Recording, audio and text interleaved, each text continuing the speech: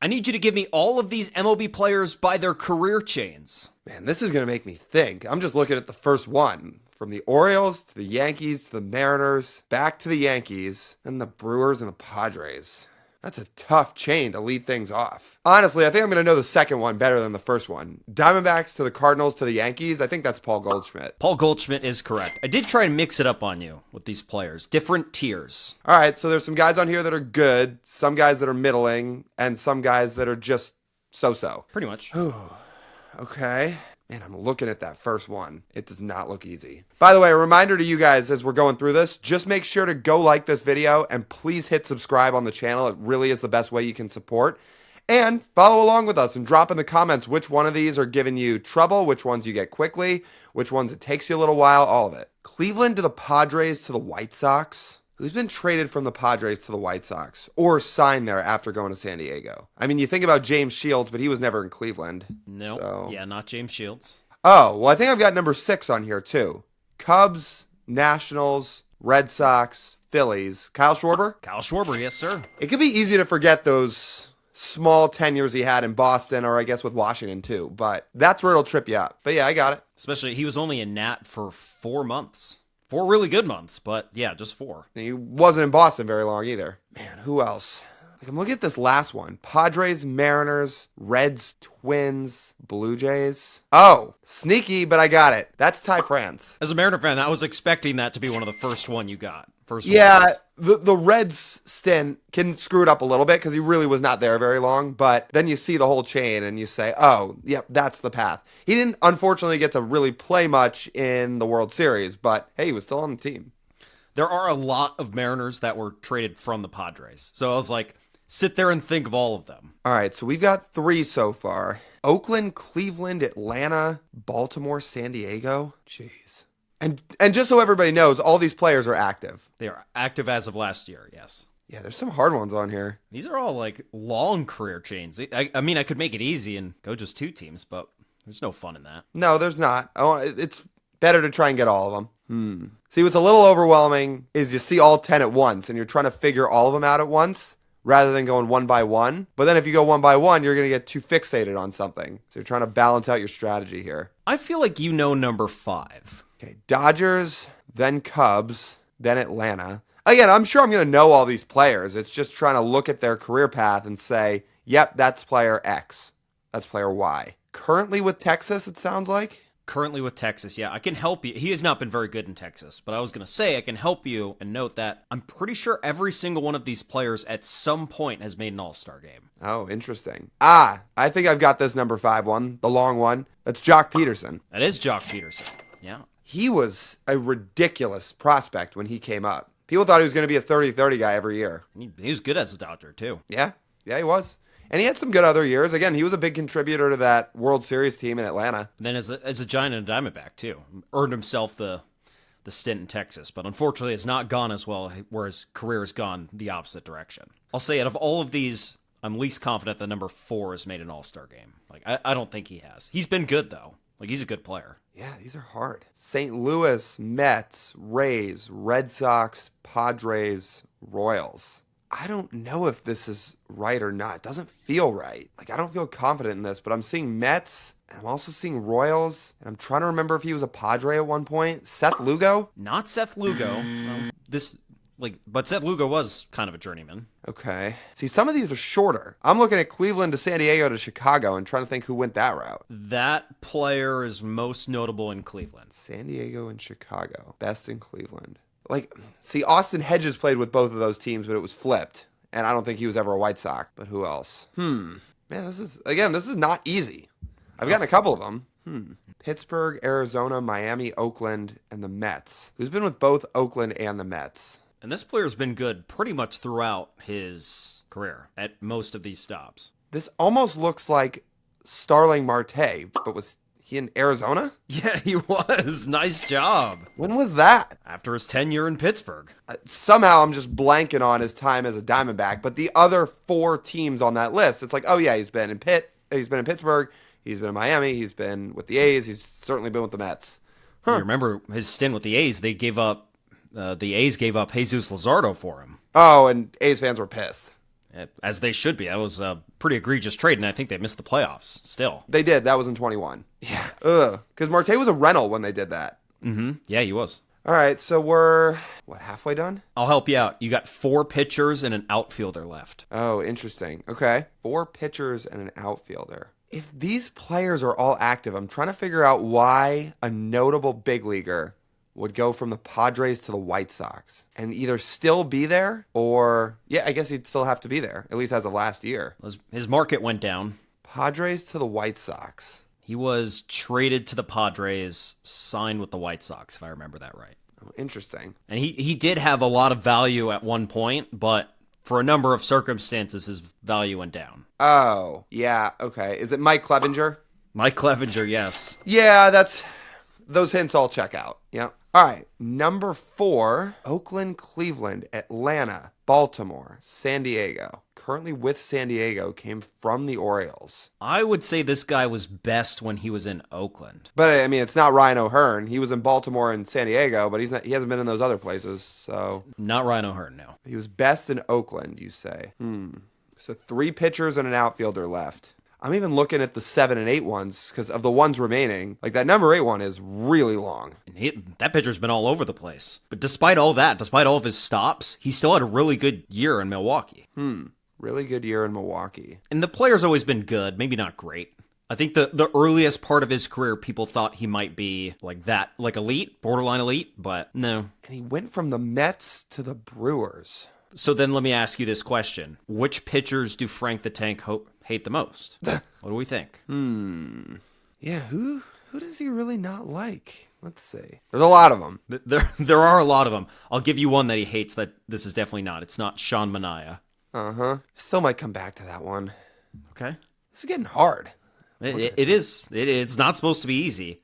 So the way I think about the Brewers this year, Freddie Peralta was their best starter and has been, and will be next year if they don't trade him. This guy, in terms of who they relied upon, I would say was second. I don't know why all of a sudden on the spot I'm blanking on that rotation. I shouldn't be. I know they didn't have a lot of starters. No, they didn't. I mean, obviously Mizorowski, but he has certainly not been with all these teams. And he pitched out of the bullpen in the playoffs. I can't even decide which one of these to zone in on because I'm currently stumped by all of them. The biggest...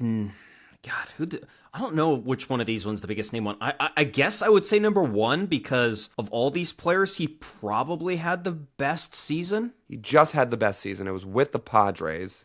Not just had the best season. In his career, he has had the best season. Who went from the Mariners to the Yankees that also came to Seattle from New York. His Mariners stint was not very long and not particularly good. Like Luke Weaver went from the Mariners to the Yankees, but I know it's not him. Let's see.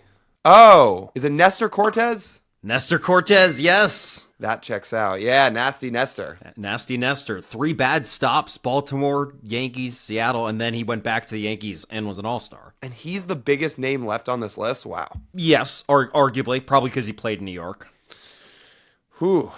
So we number got 7 was a big name back when he was in his first stint. He came in and caught the league by storm. So with the Cardinals, but then he went to the Mets, and then also the Rays. On this chain at number 7, I know Tommy Pham's been with a bunch of those teams, but it's not him because there's teams that he's played for that aren't included. No, yeah, not Tommy Pham. Took the league by storm when he first got into the league. In the mid-2010s, early to mid-2010s. With the Cardinals. So he was maybe part of that World Series team. Maybe. I mean, maybe. I'm trying to remember who it is. Oh, it might have just clicked. Michael Wacha? Michael Wacha, yes. You got it. Nice. There we go. All right, you got 2 more. One of these is the outfielder, and the other one is not. All right. Yeah, Michael Wacha. Just thinking about it, man, he was so good when he first debuted. Waka Waka Hey Hey. I mean, that song was, I think, big back then. Right around the time he was pitching. Shout out to you for remembering that, because I did not. I just remember he threw gas, and now he does not throw gas. I'm pretty sure that song was the theme of one of the World Cups, so it was somewhat near the time period where he debuted. Anyway, the Shakira song. But what else is on here? Okay, I need number 8. I need number 4. Wow. 1 hitter and 1 pitcher. Well, I know 8's the pitcher, so 4's going to be the outfielder. Or position player, I should say. But yeah, it's an outfielder. And this guy was best with Oakland at number 4. I would say so, yes. And if you've gotten this already, leave it down in the comments below so you can get out in front of Lyle. Yeah. Again, drop these comments if you already know these and tell us which ones stumped you, which ones didn't. Outfielder, Atlanta, and Baltimore. Let me help you out with the outfielder. He was traded at this past year's deadline. But not O'Hearn. So he was also traded from Baltimore to San Diego, but it's not O'Hearn. Yeah, he was the other player in that trade. Who was also an outfielder. Yeah. Man, who was with the Padres toward the back end? I might need a first initial here because I'm really struggling. R. Wait, maybe? You said it's an outfielder. Well, Ramon Urias? No, you got half the name. Oh, it's Laureano. Yes, there you go. Yeah, never mind. Urias is a bad guess. Yeah, Laureano. All right. Now our mystery pitcher. I mean, Laureano, man, that guy had a cannon, or has had a cannon. That would have given it away. It's like, yeah, I've seen him throw a ball like 300 feet. I don't know. Laureano's time with Cleveland and Atlanta don't register that much. Yeah, I don't think he was there that long. And he got DFA'd by the A's. By somebody, yeah. I don't remember if it was by the A's, but you're right. I think somebody did let him go. Well, he got suspended, right? Yeah, he had a PED thing. It's not been the most smooth sailing. No. Okay, and then number 8, I mean, this is a really long chain. His most notable tenure was the White Sox. So his first one. So who paired up really well with Chris Sale back in the day? Oh, actually, it's not even the back end that finally had this click. It's the start of it because so few players get traded from the White Sox to the Cubs. To close this out, this is Jose Quintana. Jose Quintana, you finally got it. Yeah. See, the Brewers hint also checks out, right? He was pretty good for the Brewers this year. Very good. Again, they needed him for a team that was the best in baseball in the regular season. But yeah, man, long career. Always been a good pitcher, maybe never an elite pitcher, but has had some good seasons. Guys, I'm going to need you to guess the 20 longest home runs Trevor May gave up in the StatCast era. Yay. We're triggering some fun memories here. Trevor, I think it's only proper if you lead this off. This one's going to piss me off, but I cannot believe that the number 2020 was Tommy Edman to center. Yeah. And Byron Buxton almost robbed it and apologized to me after. And I was like, dude, just don't run into the wall, please. You gave up a 410-foot bomb to Tommy Edman? Yep. Yes, I did. I didn't know Tommy Edman could hit it 410 feet, but I guess so. I mean, it's like 408 to center in Minnesota. Okay, I don't want to talk about it. That's a fair point. All right, I'll go the polar opposite spectrum, or end of the spectrum with this list. I'll do number 1. I mean, White Sox center fielder, 2020, it's Luis Robert. Luis Robert, 449 feet. Also the only guy I gave up two to in my Only career. one? Only guy who got me twice. Okay, let's do number 18 is Aaron Judge. Yes, it is. That was only 413, and it was on 9/11, the 25th anniversary of the Subway Series 9/11 to tie the game in the 8th. Ooh. So, change up and in. Probably shouldn't have thrown that there. I'm sure Mets fans were really nice about it when you gave it up. Yeah, that was a tough day. That was a tough day. 2021 Atlanta first baseman, 446 feet. I mean, that's going to be Freddie Freeman. Yes, sir. Yep. Slightly off center, dead center, halfway at the batter's eye. There was a mark. I did a vlog that day, so as we were leaving, I'm like, that's where I hit, right there. Yeah, it was tough. That was a tough one, too. Number 432, 2016, Big Papi. Big Papi, yes. He went out with a bang that year. Pretty good year. Unfortunately, for him. Trevor was a victim of that. Yeah, pretty good year for him that year. Royals shortstop in 18. Honestly, that one I might skip. This, I think, is arguably one of the 3 hardest names on here. Yeah, I'm going to skip it. Shortstop for them in 18. I mean, 2022 Nationals right fielder. That's going to be Juan Soto, right? Yes, it is. That's the one where I do the... Because the pitch before was like 6 inches below the top of the zone called a ball. And I was like, what is... And then he took me deep the next pitch. Isn't it great? We're about to get the challenge system in baseball. It is. I would have challenged the crap out of that. 2015 Cleveland infielder. Is that Carlos Santana? Number 5? That is not. I did give one up to him too, but it must have not been very far. Wow. I missed one. Who else we got on here? Oh, well, Red Sox third baseman 2019, Rafi Devers. That one is Rafi, yes. Yeah. What was this? Number 8, 426 feet, yeah. 2019. Yeah, if you guys give me the numbers, that would help a lot. Oh, okay. That was around Pesky's pole, and it was 426. I may have cashed in 3 runs on that too. By other Trevor Hildenberger, but cashed his runs. I remember a lot of this stuff, guys. I don't know if you can tell. Number 12, 2021. That would be San Francisco Giants first baseman Brandon Belt. Brandon Belt belted one. which was the first homer of 2 because I gave one up the next day to Chris Bryant.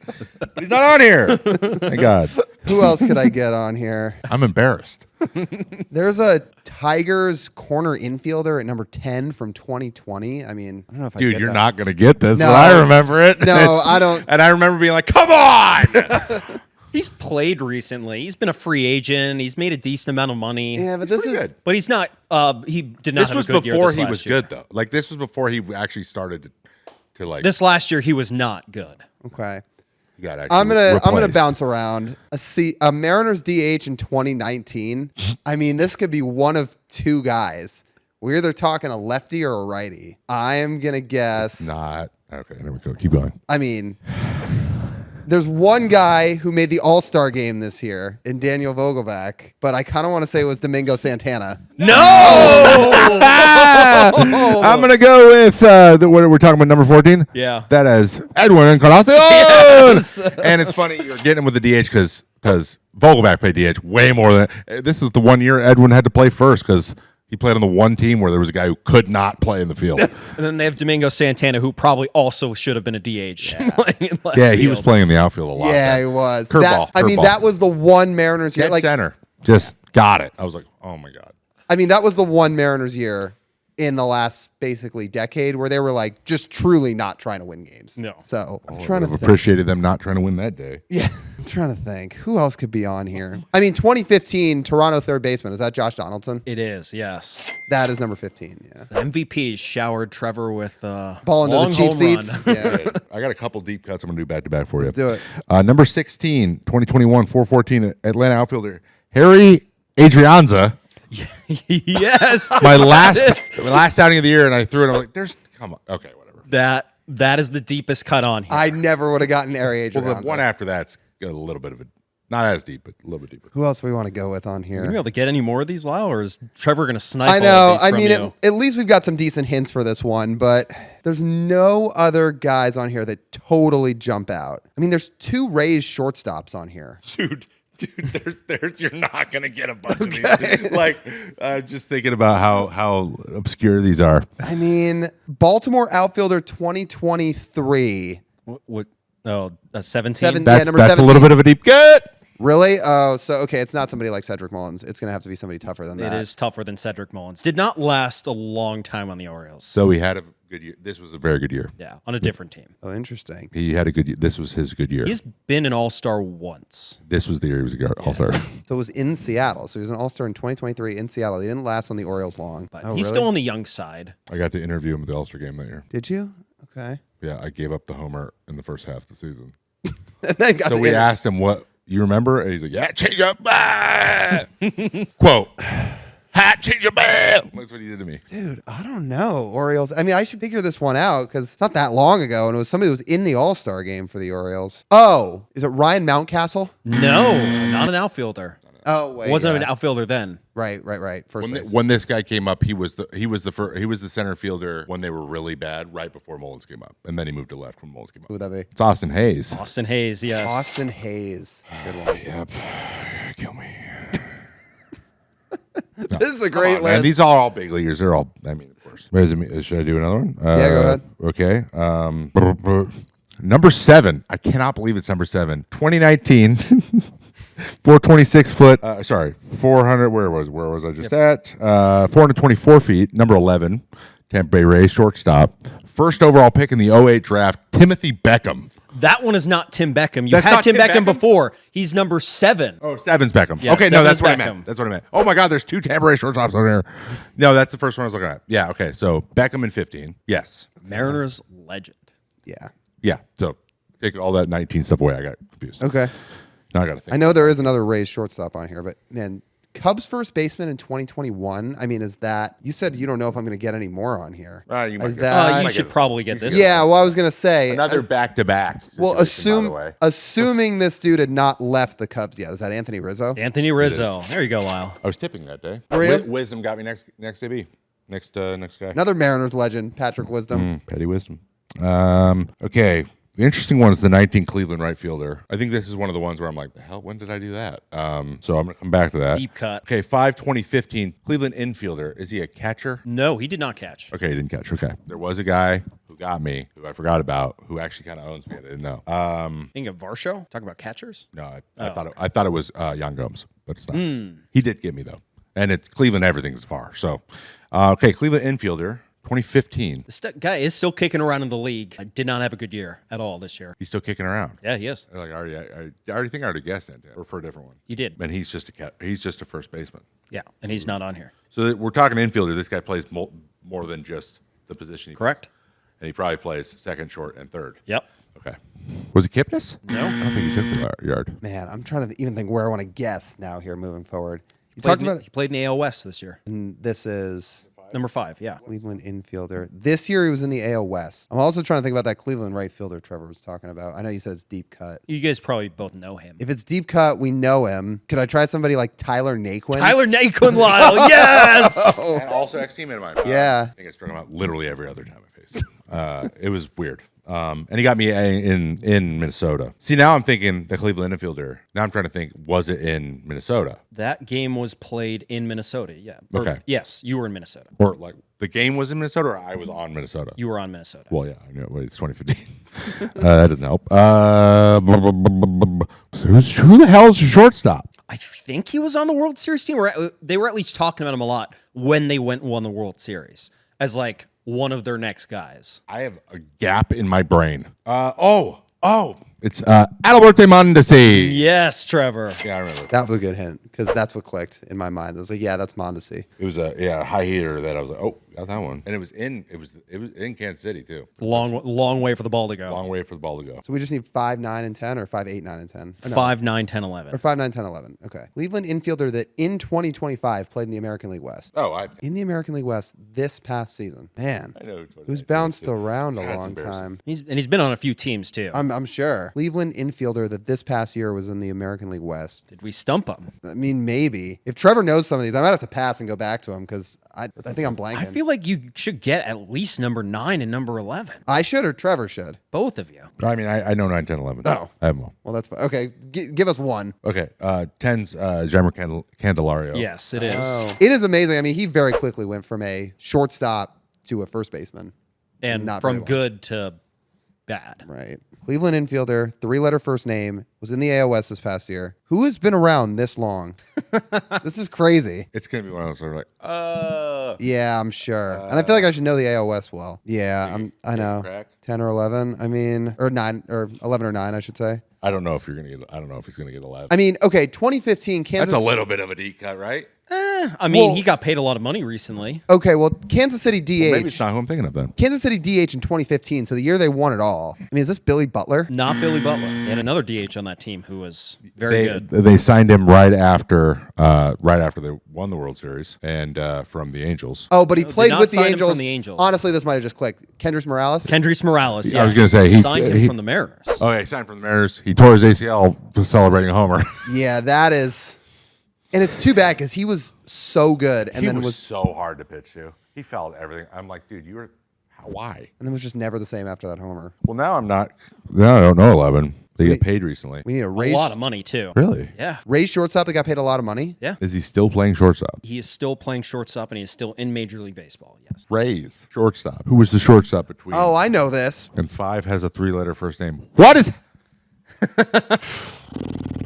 You want me to take the Ray? Yeah, take the Ray. You're talking about Willie Adames. Willie Adames. Curveball. Another curveball. That happened a lot. That was also in Minnesota. Damn, man. You guys close out with number 5. This is a ridiculous poll, whatever it is. Kind of. 3-letter first name. What position does he play predominantly? I'll say 3rd. He was good as a Yankee recently. He took me deep. I guess we'll see. Was this 15? Okay, no, I can't. He wasn't on Cleveland in 15. This player played 81 games on Cleveland in 2015. But this year was in the AL West. His best year came in 2019 with the Yankees. 2015. Well, no. Actually, Lindor didn't get up till 16. And so 19 with the Yankees. That was part of that group of guys where they had all those injuries that year, but they were hanging around because they had all these kind of my unsung God. heroes step in. Who you got? But no, he didn't play for Cleveland. I don't know. Because I'm trying to think about like Mike Ford and Mike Talkman and all those guys on that Yankees team that stepped up. But who would have been playing third base? This past year was in the AL West. I mean, was really good with the Yankees. Dude, You guys give up? I'll give it to you. we give up? I give up. I give up. Gio Urshela. Oh, he was in the AL Hey, you know what's West. funny? I still don't remember that. I don't remember him giving up a homer to him. I don't forget homers, and I do not remember giving one up to Gio Urshela.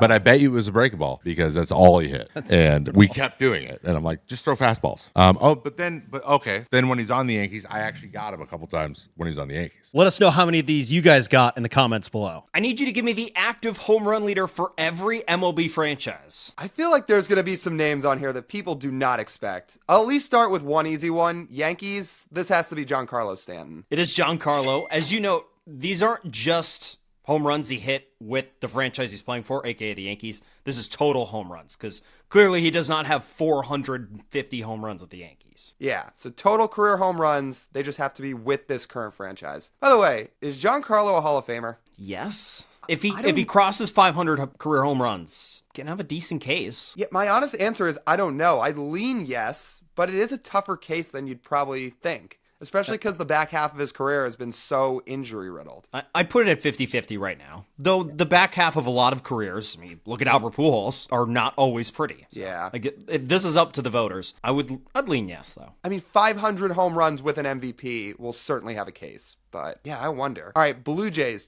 293 homers. Is this Vladdy? It's not. Vladdy does not have that many. Yeah, I was going to say that doesn't feel right. He's too young. See, this is where it could trip some people up. You got to think about who's played a long career and could have this many homers to their name.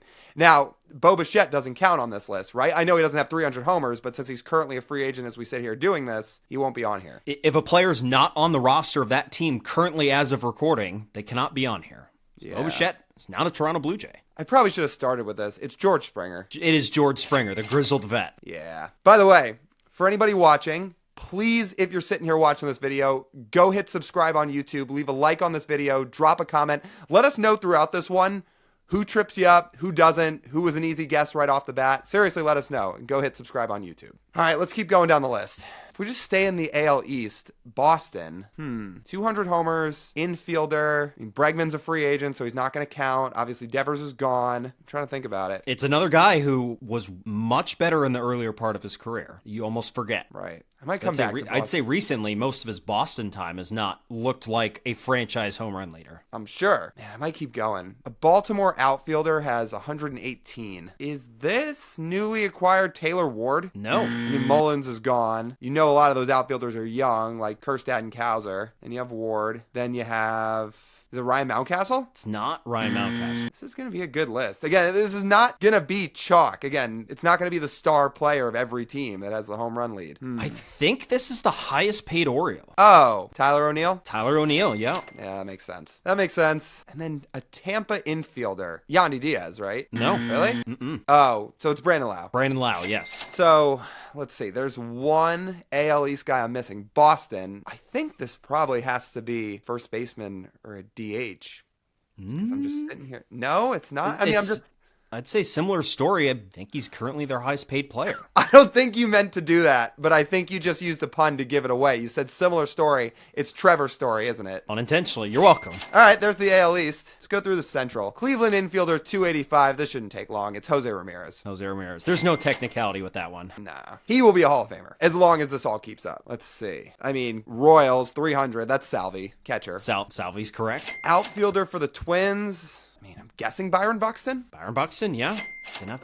Not many other players left. But how much longer will he be a Twin? Well, that's a good question. I don't think the rest of their roster combined has 168 career homers. Not after everybody they traded away. Man, by opening day, will Byron Buxton still be on the Twins roster? I mean, I cannot confidently say yes. He said he's wanted to stay. But despite now all that.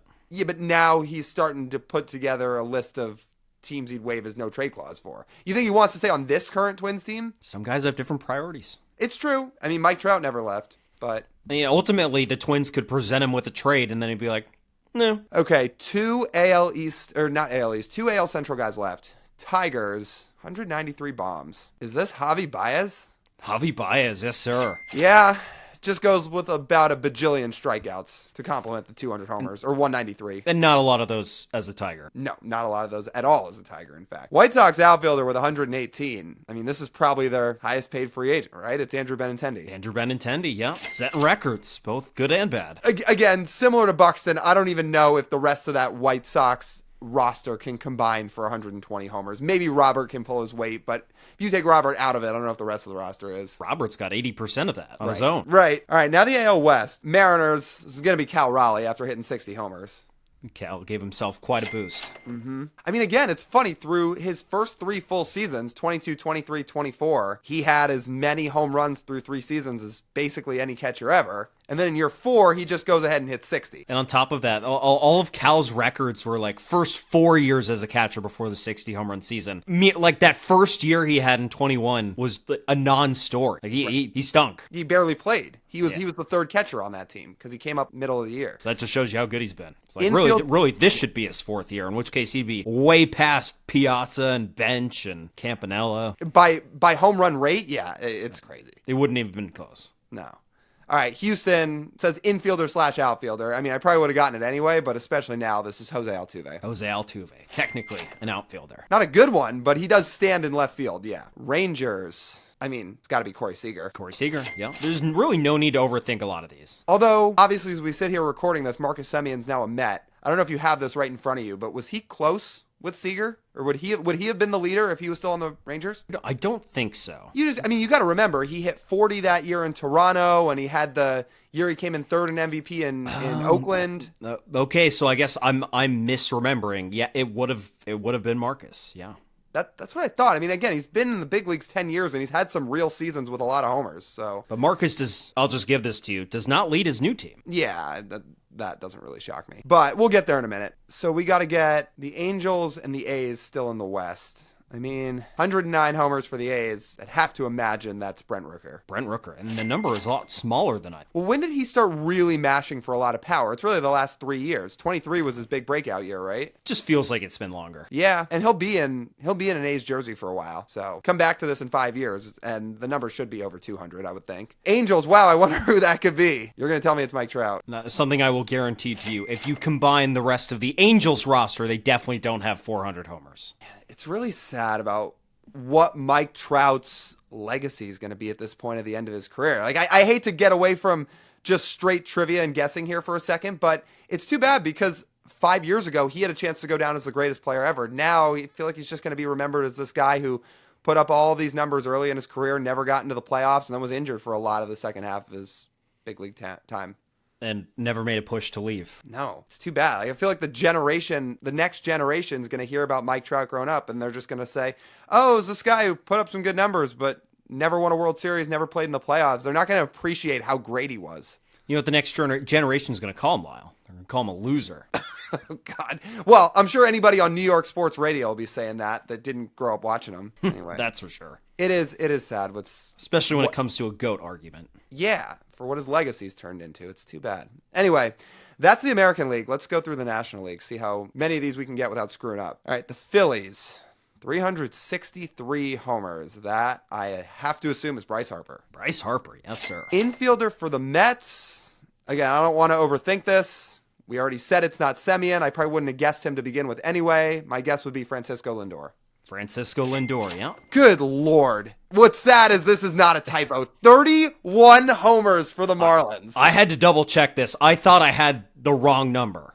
No, it's the right one. Oh my God, what a disaster. What a disaster. I mean, I'm going to bet this is Kyle Stowers. It is Kyle Stowers, yeah. Who has the most career home runs on the Miami Marlins? Kyle Stowers. 31. Like a man who was traded out of Baltimore's system as a minor leaguer not too long ago and now has 31 career home runs and leads his franchise. Dude. Again, I thought there was a typo. But God. no. I mean, that is unbelievable. Look, I know they're young and I know they're trying to build something, but oh my God. Like that just slapped me right in the face seeing that. Just looking at all these other franchise numbers, like, well, every franchise has at least one player that has had a respectable career, has put up some decent power numbers. Not the Marlins. No. I mean, I know we've been going in order here. I'm going to jump around here for just a second because to use the comparison of another franchise that doesn't try and win baseball games, to your point about the Pirates, they have Andrew McCutchen, who I'm assuming is their leader. It is not Andrew McCutchen because he's Oh. a free agent. Free agent. Good call. Yep, that's a good call. Idea still stands, though. Usually, most of these teams have somebody that's established. If he was in a Pirates uniform right this second, then he would be that Pirate. Yeah, you know what? I'm looking at it closer. 138 homers. I mean, Kutch had more than that. Had more than that in his career, so that wouldn't make sense. All right, that's what I get for going out of order. I'm going to keep getting the rest of the NL East. 31 homers for the Marlins. Good Lord. All right, Atlanta, 288 homers, infielder. It's got to be Matt Olson, right? Matt Olson, yeah. Back on track. Yeah, I mean, I didn't want to overthink it. For a second, Austin Riley was in my head, but I was like, no, he hasn't out-homered Olson. Okay, last one in the NL East, the Nationals. This is not a high number either. 59 career homers. I'm not going to laugh quite as hard because we just saw 31 for the Marlins, but man, another team that does not have a lot of vets. I mean, there's two guys that I'm sitting with in my head here. I mean, I know he didn't debut till middle of last year, but is this James Wood? It is not James Wood. So it's C.J. Abrams? It is C.J. Abrams, yeah. Yeah. I mean, he's been in the big leagues a little bit longer. It's just obviously Wood hits for more power. All right. I mean, give Wood a little more time, and it's going to be his list. It is. Infielder. James Wood does not play on the infield. No. Oh, that's what I get for not looking closely enough. Yeah. It said infielder, and I guess James Wood. All right. Well, if you're going to dunk on me in the comments for that, I probably deserve it. Perhaps in the future when he's a first baseman. He could stick in the outfield for a while. I don't know. I mean, people said the same thing about Stanton. Right. All right. Milwaukee, 233. That's Christian Yelich. Christian Yelich, yes. No one else on that team has really much power at all. Really good team, but not a lot of power. At least not a lot of elongated power. Cubs, 173. I know I'm not going to guess Kyle Tucker here because he's a free agent, so it has to be somebody under contract. Feels like, I mean, it's obviously not PCA. Tucker wasn't right last year. 173 feels like a lot for Ian Happ, but he's been in the big leagues a while. Is it him? It is, yes. Really? Yeah. He has almost 200 career homers? Mm-hmm. He's carved himself out of a pretty decent career. No, he's had a nice career. I just don't think of him as being a 200 career home run guy. I guess I'm wrong. Huh. Been pretty good. Yeah? No, he's been very good. Okay. Cincinnati, oh, another low total, 66. Infielder, outfielder. Execute order 66, if anybody's a Star Wars fan in here. Yeah, This might be the hardest one. is it really? Maybe? Is it? No, that's a dumb guess. I mean, I'm just trying to think of their entire young nucleus. I guess I'm going to have to guess somebody. This is obviously not Ellie because Ellie doesn't play the outfield. Is this Christian Encarnacion Strand? It is not. Feels like a dumb guess, but again, I'm just trying to think of guys who have played in the infield and the outfield. This can't even be a remote veteran. It's got to be somebody young. Been in the big leagues for a few years. Really? Okay. But only with 66 homers. I mean... Not a grizzled vet. Yeah, I mean, I'm just trying to think about it. Candelario's not on the roster anymore. Ellie's only an infielder. McLean's only an infielder. I don't think Matt McLean has 66 career homers yet. See, I told you this might be the hardest. Yeah, this is hard. I mean, I guessed Encarnacion Strand. Tyler Stevenson obviously doesn't play the outfield. You're missing one guy from that group. Oh, is it Spencer Steer? Spencer Steer, yes. Yeah, that Reds core's all come up together. So there is a big bunch of them that are all in the big leagues. Maybe at some point they'll really compliment them with some stars and try to win some baseball games. What are you talking about? Yeah, I mean, I'm wishful thinking here. First they got to pay Ellie and then worry about everyone else. I'm sorry, who's Ellie's agent? Ah, yes, he's not. He's going to be a Dodger. That would be Scott Boras for anybody that doesn't know, sadly. I mean, you know what? To be fair, the Reds were in the playoffs this year. It's just, it'd be nice to see their ceiling get raised a little bit. That's all. I like that's not good for business. Where else are you going to go? Where else are you going to go? That's a good point. Here to watch this YouTube channel. Yeah, exactly. Thank you for everybody that's watching. And again, please hit subscribe if you're watching. You're still... Turn the notification bell on. Yes, that too. Turn the notifications on, hit subscribe. But for anybody that doesn't know that where else are you going to go quote, that was from the Reds owner. That'd be Phil Castellini. Great quote. Oh, well, go down in infamy. There's always a good quote out there from an owner. Always. All right, St. Louis, 353 homers, infielder, Nolan Arenado. Correct. And we need this Pirates outfielder that is obviously now not Andrew McCutchen. But thinking about the Pirates outfield, 138 homers. Somebody's a veteran out there, and I'm blanking on it. I shouldn't be. Tommy Pham didn't end that year on the team, and obviously he'd be a free agent. O'Neal Cruz plays outfield now, but he doesn't have this many. They've given one guy a long-term deal. Oh, duh. Yeah. Brian Reynolds. Brian Reynolds, yes. And now just the NL West. Close this thing out. Dodgers, 367. Although the fact it's an infielder does make you have to think a little bit between two guys. Although I think Freddie Freeman has a higher home run total than Mookie. So I'll say Freddie Freeman. Freddie Freeman, yes. Padres, 369 infielder. That would be Manny Machado. That's correct. That's a Hall of Famer right there. I'll tell you what. Giants infielder, 235 homers. I'm assuming that's Matt Chapman. No. Oh, well, is it Devers then? It is Devers. Yeah, I mean, Chapman got up in what, 2018? 2019 was his first big year. Yeah, I want to say he got up in 17 or 18, but so he's been in the big leagues a while, but I guess he hasn't had enough years with a bunch of homers. To be fair, that's when Rafi came up. Now, sitting here thinking about it, we know he hits for more power than Chapman does, so that checks out. He's a better hitter. Better fielder? Well, I would say that's Matt Chapman. Two sides to every argument. Arizona, Colorado remaining. 171 homers on the Diamondbacks infield. Ketel Marte, right? Ketel.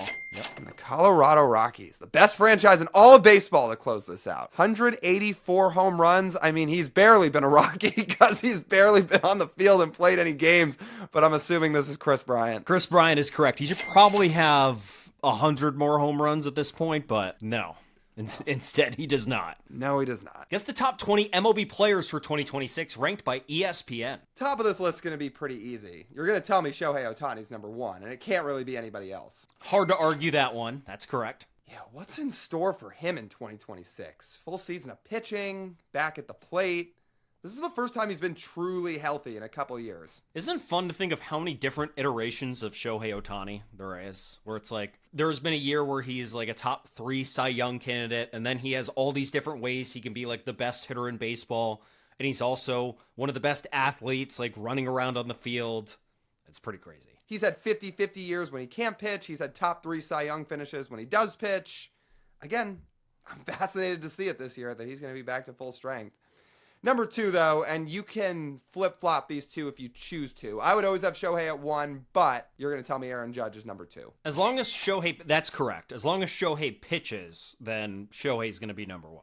If Shohei becomes a DH only, then I think there's a solid argument, especially a healthy Judge in the outfield. Number 3, AL infielder. You're going to tell me this is Bobby Witt Jr., right? That is Bobby Witt. That's correct. It's funny, he already has had 10 WAR seasons, and he's a perennial all-star, but doesn't have an MVP to his name because, unfortunately, he has to keep going up against Aaron Judge. He's going to get one here soon. He'll probably get a couple, I would think. Also, by the way, with the fences coming in at Kauffman, you know voters like home runs. They really do. Bobby Witt pops a 40-homer, 30 stolen base, maybe even a 40-40 season with the kind of unbelievable defense he plays at shortstop. I mean, I would take that over another Aaron Judge 50-homer season. Although, shouldn't writers just like 10 WAR seasons, which Bobby Witt did in 2024? I mean, there's just different ways he could go about it. Yeah. Maybe that would be a 10 WAR season. So they have the 2 top pitchers in the game split up a little bit. I feel like usually you'll see them on lists back-to-back. ESPN has it different. They're going to have Tarek Skubal at 4. Tarek Skubal is number 4, right? And then Paul Skeens is number 6. Yes, that's correct. But they put somebody in between these two guys. Man, what are their seasons going to look like? Can Tarek Skubal actually level up what he's already done the last 2 years in his walk year? It feels almost impossible, but I don't doubt that dude can do anything. What is leveling up for him? Is it getting to a Clayton Kershaw level of run prevention? Because I feel like that's the only thing he hasn't done.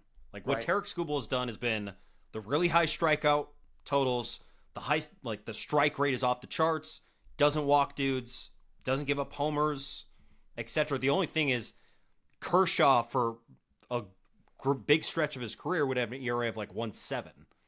That's what Skubal has not done.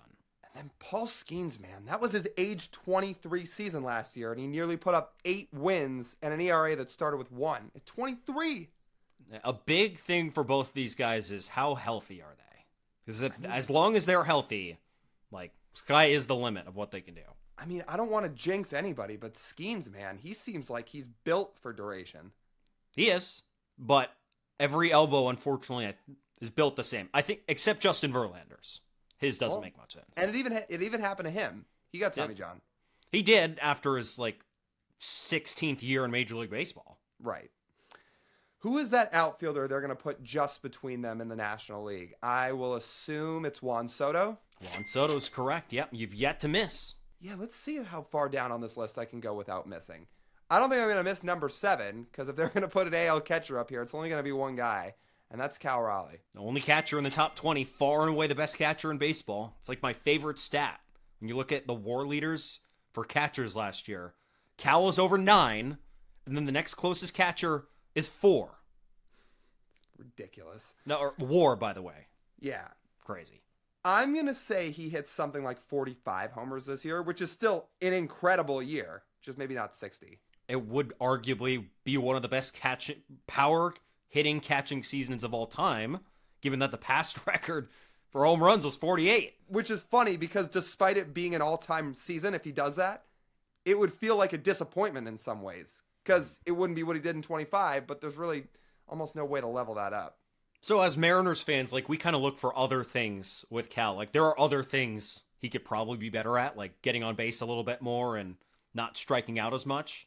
But if he's going to hit 45 home runs, it's still hard to not say anything but that's a valuable season. Well, of course it's a valuable season because if he does that, he's going to have like another 6 WAR season. Which is crazy. Among catchers, it's really hard to do that. Yeah. Especially I don't think times. anybody's going to be saying at the end of the year that Cal Raleigh didn't have a good season because he's going to. Do you think there's ever going to be another catcher who hits 55 home runs? It's hard to know because in 20 years, maybe there will be somebody, but it doesn't feel like it's happening again anytime soon. We have not seen really any catchers get close to that. No, not at all. By the way, guys, do us a big favor if you're watching this video. Make sure you go hit subscribe on YouTube. It helps the channel a ton. Leave a like on the video and drop a comment. How many of these lists, or how many of these guys on this list of the top 20 did you get right? Did you go 20 for 20? You can tell us in the comments. All right, American League starting pitcher at number 8. I think the guy that is pretty universally regarded as the 3rd best pitcher in baseball, the guy that's one step below the big 2 dogs, is Garrett Crochet, who I'm assuming sits here at number 8. That's correct. He is number 8. And the AL outfielder at 9.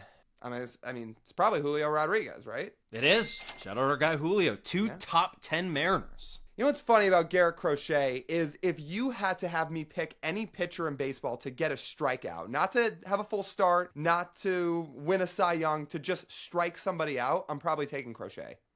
Really?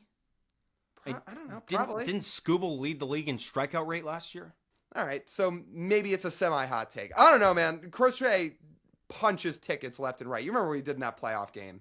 I remember. I watched him pitch against the Mariners, too. It's not fun. No. He's really good. Maybe you take Scooble instead, and if you have that take, that's fine. I think for one batter to get a strikeout, I might take Crochet. All right. Well, more Scooble, power to you. His as amazing as he is, Crochet's delivery is a little tougher to pick up, I think. Well, like the results don't say that. It's not that far off. Well, still, if we're comparing apples to apples, I'm going to take the apple with the 2% higher strikeout rate. I watched Tarek Skubal in the playoffs. No, okay, I thought I had this right. Crochet led the league in strikeouts last year. But not strikeout rate. But he led it in strikeouts. Yeah, because he probably threw more innings. And there's one thing about Tarek Skubal, which you and I would both agree on. Like, he gets pulled very early in starts. Saw it in the playoffs. But strikeout rate, yeah. All right. So he's not going to throw as many innings as Crochet, who, by the way, has been paid. Skubal has not been paid yet. Crochet did lead the American League in innings, and then he led baseball in strikeouts. I don't know, man. I don't think it's that crazy to say. For one batter, I'd take Crochet. All right. Well, how about number 10? All right, NL outfielder. Well, he spent some of the year injured, but then he went pretty nuclear when he came back. Is this Ronald Acuna? It is. You're still perfect. Still perfect. All right. I'm glad I got the top 10. I don't know if I'm going to get 11 through 20 perfectly because there's so many AL infielders on here. In fact, there's 3 in a row here, 11 through 13. Is one of these Gunnar Henderson? I would assume so. Gunnar Henderson's number 13, yep. Okay. Again, this year will be telling for him, but I think what we saw last year from Gunnar is the floor of who he is. And he's going to go back to being more like 2024 Gunnar Henderson this year. Yeah, we'll see. He's looked good in the WBC so far. That's for sure. I think you're going to see Gunnar explode again this year. I love his game, by the way. And he's still so young, too. Yeah, I'm a huge fan of his game. AL infielder. Okay, other guys that could be on this list. Gunner's 13. You've got Bobby Witt. Oh, well, one of these is Jose Ramirez. Jose Ramirez is number 12.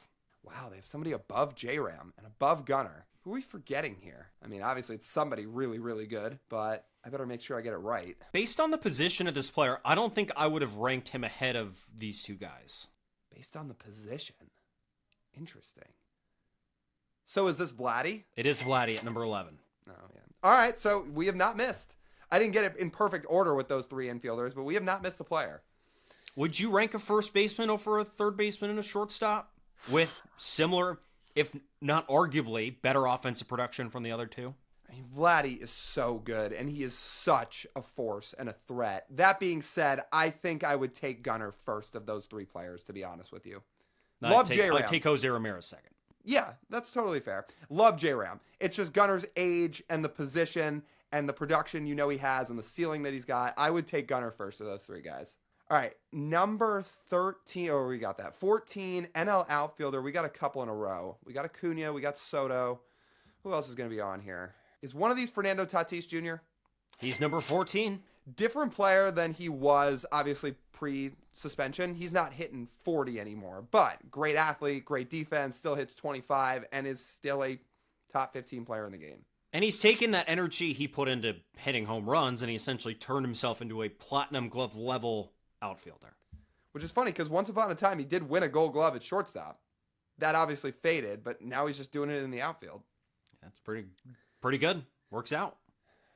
NL outfielder at number 15. Who else could be out here? Got Soto, got Acuna, got Tatis. We got the three, star young outfielders off this list already. Where else could they go with this? Well, let me pause on that for a minute, because I'm going to assume of the two remaining National League starting pitchers, I would be floored if one of them is not Yoshinobu Yamamoto. He's the one at number 17. And then 19, the other starting pitcher. It's Christopher Sanchez, right? Yeah. Hey, yeah, he was second in Cy Young voting last year in the NL. He had, an 8-WAR season? He's got to be on this list. Now you got some 4 position players all in the National League left. Let's see. Can I go perfect?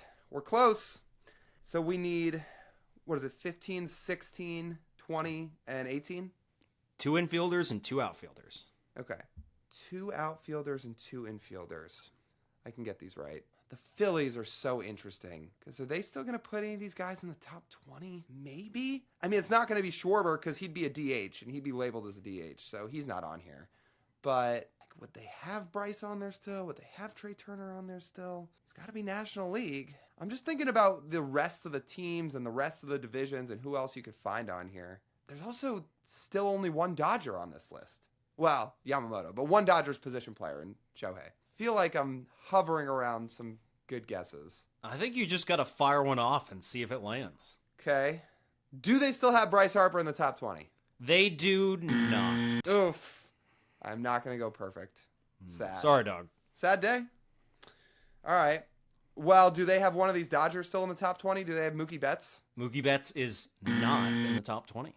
Is Freddie Freeman? He is also not. Jeez. Well, now I'm just rattling off wrong answers. Is Trey Turner? He is not. Wow, All right, you're so cold. of all of those 4 guys I had in my head, none of them were right. Okay. No. Well, that would leave... Who else we got to think about? 2 NL outfielders, 2 NL infielders. I feel like we're not going to find anybody else from the NL East then. If none of those Phillies are on there. Oh, wait. Yes, we are. Because we haven't said Francisco Lindor yet. He's number 16. There we go. Now I think we've completed the NL East. I don't think there's any more.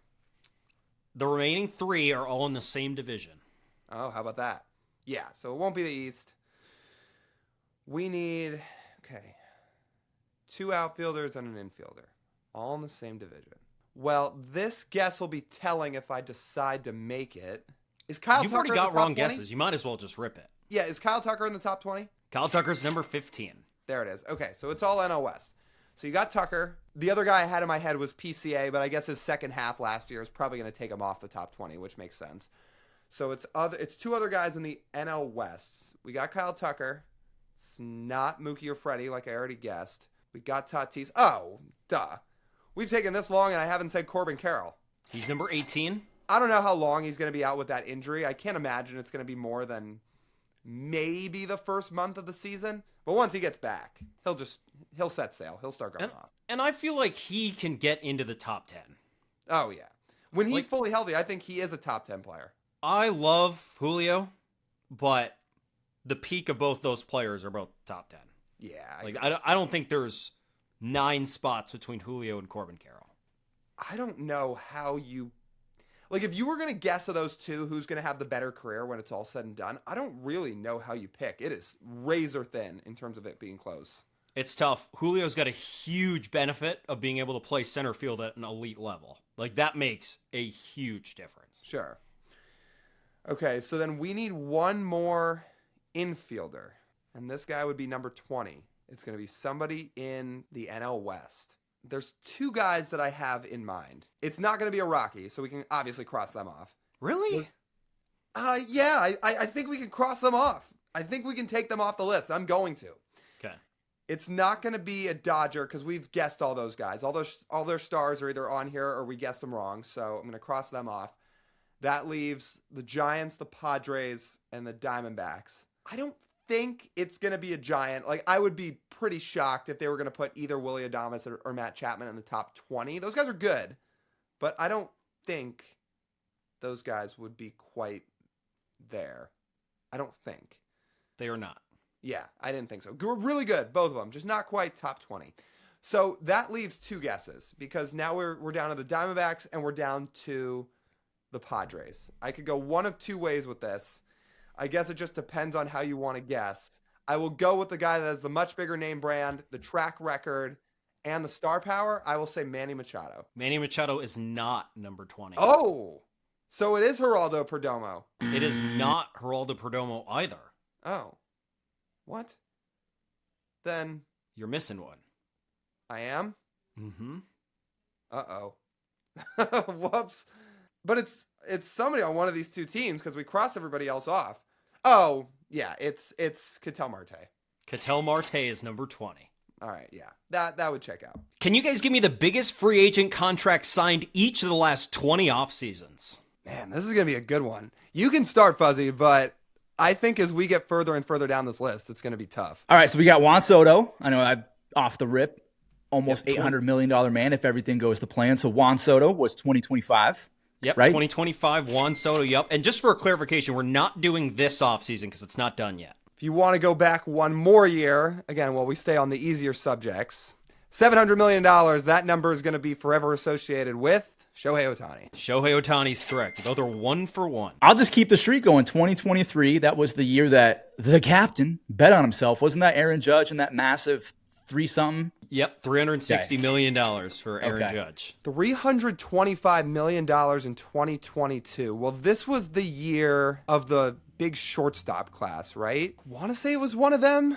I'm going to feel dumb if I get this wrong, but 325, maybe it's not one of the shortstops. I was ready to say Trey Turner, but I think he was 300 on the dot. I think it's somebody else, and I'm trying to sit on who in the world that would be. This should not be hard. I can't even believe this. See, this is what we're talking about. Here's a perfect example. I'm totally blanking on a name that should be blatantly obvious, and for whatever reason, it's not popping into my head this second, and I don't know why. Who am I forgetting that signed a massive deal for $325 million? I have a name, but also I'm second guessing myself now, where it's like it's probably not that guy. I guess I'll throw it back to Fuzzy. So it's not Trey Turner? I don't think so. It's not Trey Turner. Incorrect. I have a feeling it's Carlos Correa. It is not Carlos No? Correa. It probably would have been him if he signed his original deal. But remember, it got essentially got like whittled down to $100 million. Yeah. Because the Giants one, I think, was 340 or around there. Didn't happen. The Mets one was 315. Oh, wait. Is that Devers? No, it's not Devers. Devers is never a free agent. Oh, yeah, he had the extension. Oh, okay, so these are free agents. Gotcha. Yeah. Okay, let's see. AL infielder, 2022, $325 million. It can't be. It's not Bobby, obviously. He wasn't even. Wow. It's not. Is it, no, no. This is crazy. Once he says the name, I'm going to be so mad at myself. AL infielder, $325 million from 2022. I'll say you two should be ashamed of yourselves. Oh, I think I got it. we're talking about shortstops. Corey Seager. Corey Seager's correct. Yep. That That's took terrible. way too long. Yeah, That's bad. All right. 2021, only 150 million. I guess this was the year after all the COVID stuff. 150 million AL outfielder. Oh man. Dude, 2021. This is crazy. This is a good fun game. Dude, AL outfielder 150. Lau, do you know this one? You got a good guess? I think I have a better guess on 2020 if we're going to jump around a little bit. I might start jumping around because I feel like I don't know who could have signed for 150 because that's a good amount of money, but it's not the 325, 360, 700s that we've talked about. And what the heck happened that year for, I know it was COVID, 2021 AL outfielder 150. Man, I'm going to go to the 2020 AL starting pitcher 324. Wasn't that Garrett Cole? Garrett Cole's correct, Fuzzy. Okay. Yeah, that's where I was going to go too. 2019 NL outfielder. Again, I'm going to have to come back to 21, but NL outfielder, $330 million. That's Bryce Harper. Bryce Harper's correct. Yep. Okay, and he beat Machado that offseason. Yeah, by 30 million. Machado was 300 on the dot. Gotcha. So AL outfielder 150. I might just come. So we're at 2021. We still have to do that. 2018 NL infielder 144. 2018 NL infielder 144. Man, why do I feel like it's not Goldie, it's not Arenado. Worst player on here. Worst player on here? Yeah. 144 NL infielder. Worst player on here. Dang. I wish people could sit in these chairs. You guys should do like fan things so people get put on the spot. NL infielder 144. Javier Baez? Not Javier Baez. No. That's actually a decent guess, though. 144 million bucks. Is this guy still in the league? No. So he got a big contract. Oh, okay. No, actually, I'm just kidding. Who were you about to say, Anthony Rendon? Yeah, I was gonna say Anthony Rendon, but he got a lot more than 144. I think he got. And he was in 20. He was in Garrett Cole's class. Right. Not in baseball. 144, 2018. I'm even going back to the next name. So 110 million in 2017. Because it's not like it's not Mike Moustakas. It's not Mike Moustakas. No. Okay, well, there's my guess. Yeah. I know he got a ton of money too, but I mean, I'm even trying to think about the NL teams that would shell out a contract like this. Mm-hmm. And yeah, like this is too early for somebody like Chris Bryant's contract, obviously, because he was later on. But worst guy on the list, not in the league anymore, big contract. It's probably so obvious. But again, he's someone that stinks. So it's like full transparency. He wasn't bad before he signed that contract, but after it was a tragedy. Because you think of names like awful contracts like Chris Bryant and Anthony Rendon and Chris Davis, but that's not, none of that even makes sense. And it's not a Gene Segura. Like, let me try to jump around to another. I want to try to get one of these NL starting pitchers. I mean, I'm looking at 210 million. I think in 2015 that's Max Scherzer. Max Scherzer's correct, Lau. Yep. Crazy ball knowledge. What about 2006? AL outfielder that got $52 million. And I was 10 years old, not a big baseball fan at the time. I'm just going to start looking at something that looks attainable. Was 2011? No, that can't be. I was going to say 2011 Josh Hamilton, but I don't think so. Is that your guess? No, I'm just like, because there's no way he was an Angel in 2011. No chance. Dude, this is so much harder than I thought. You got a look on your face, TJ. Not really. No. Oh, no, because 11, he was still on the Rangers in the World Yeah, Series. he had You're to have right. been. That was a World Series run, yeah. I'm going to go 2017 NL outfield. Dude. It's hard. It's very hard. 26. And then you did 2015 NL starting pitcher. Was it Yu Darvish in 2016? It was not Yu Darvish. No. Okay. I think I recognize a couple other contracts on here, so let me try to get at least one of them. 2014 AL infielder. This is TJ and I's neck of the woods. You're going to tell me that's Robinson Cano. One of the greatest moments of our lives. Yep. Yes. Robinson Cano, don't you know? Oh, wow, that's a good one. Okay. Dude, the fact that's on like a Mount Rushmore of our fandom is Let me note something for you guys. There's one player on here twice who you have not gotten. He's on. Well, then that's got to multiple be off seasons. That's got to be A-Rod. A-Rod's on here once. Once. What? Is that 2008 AL infielder 275? That is, yes, that's A-Rod. Okay. That was going to be my other guess was, yeah, Okay. A-Rod at 275. That one I recognize. But, man, there was 2012, there was an AL infielder that also got $240 million, but it has to be a free agent. Oh, wait. I mean, I don't think Miggy ever hit free agency, right? Oh, I think I Is that got your one. guess? Yeah. It is not Miguel Cabrera. Is 2014 Albert Pujols? No, Lyle already got 2014. Oh, I was looking at 2012. My bad. 2012 Albert Pujols. That is Albert Pujols, yes. Okay. Nice. And I think he's the one that's on here. No, he can't be on here twice. No, he's one guy. You're right on that. Who would be on here twice? I mean, it makes me think it was somebody that we've already guessed because it has to. You've not gotten him yet. Oh, really? I figured it would be somebody close to the top of the list and then somebody that's further down because obviously years have to space out between these contracts. But biggest free agent. Yeah, like the wealthiest baseball players ever. Right. I want to say there's no way he made that much money. No chance. And he's not, no. TJ, you might have to start giving us some hints with some of these because these are getting hard. Let's say the same player is 2016 and 2013. 2016 and 2013. Oh, is that Verlander? That is not Justin Verlander. Dang, what? Oh, wait. 20. I think I know it. Oh, yeah. Go for it. No, you take one more guess and then I'll go. Well, it has to be Kershaw then. It's not Clayton Kershaw. Am I looking at the right? Which one? 2013 and 2016 is the same player. Kershaw was never 2016. really a free agent. I think I figured this out. $206 million. Now that number's resonating a little bit. Are you going to tell me those 2 years are Zach Greinke? That is Zach Greinke. Wow. correct. Wow. Double whammy. Good one. Yeah, so that was the Dodgers and then the D-backs, those two deals, right? Yep. Yeah. Wasn't sure if Kershaw or Verlander had done like piggyback extensions or anything like that. Greinke, man, very wealthy man. Yeah.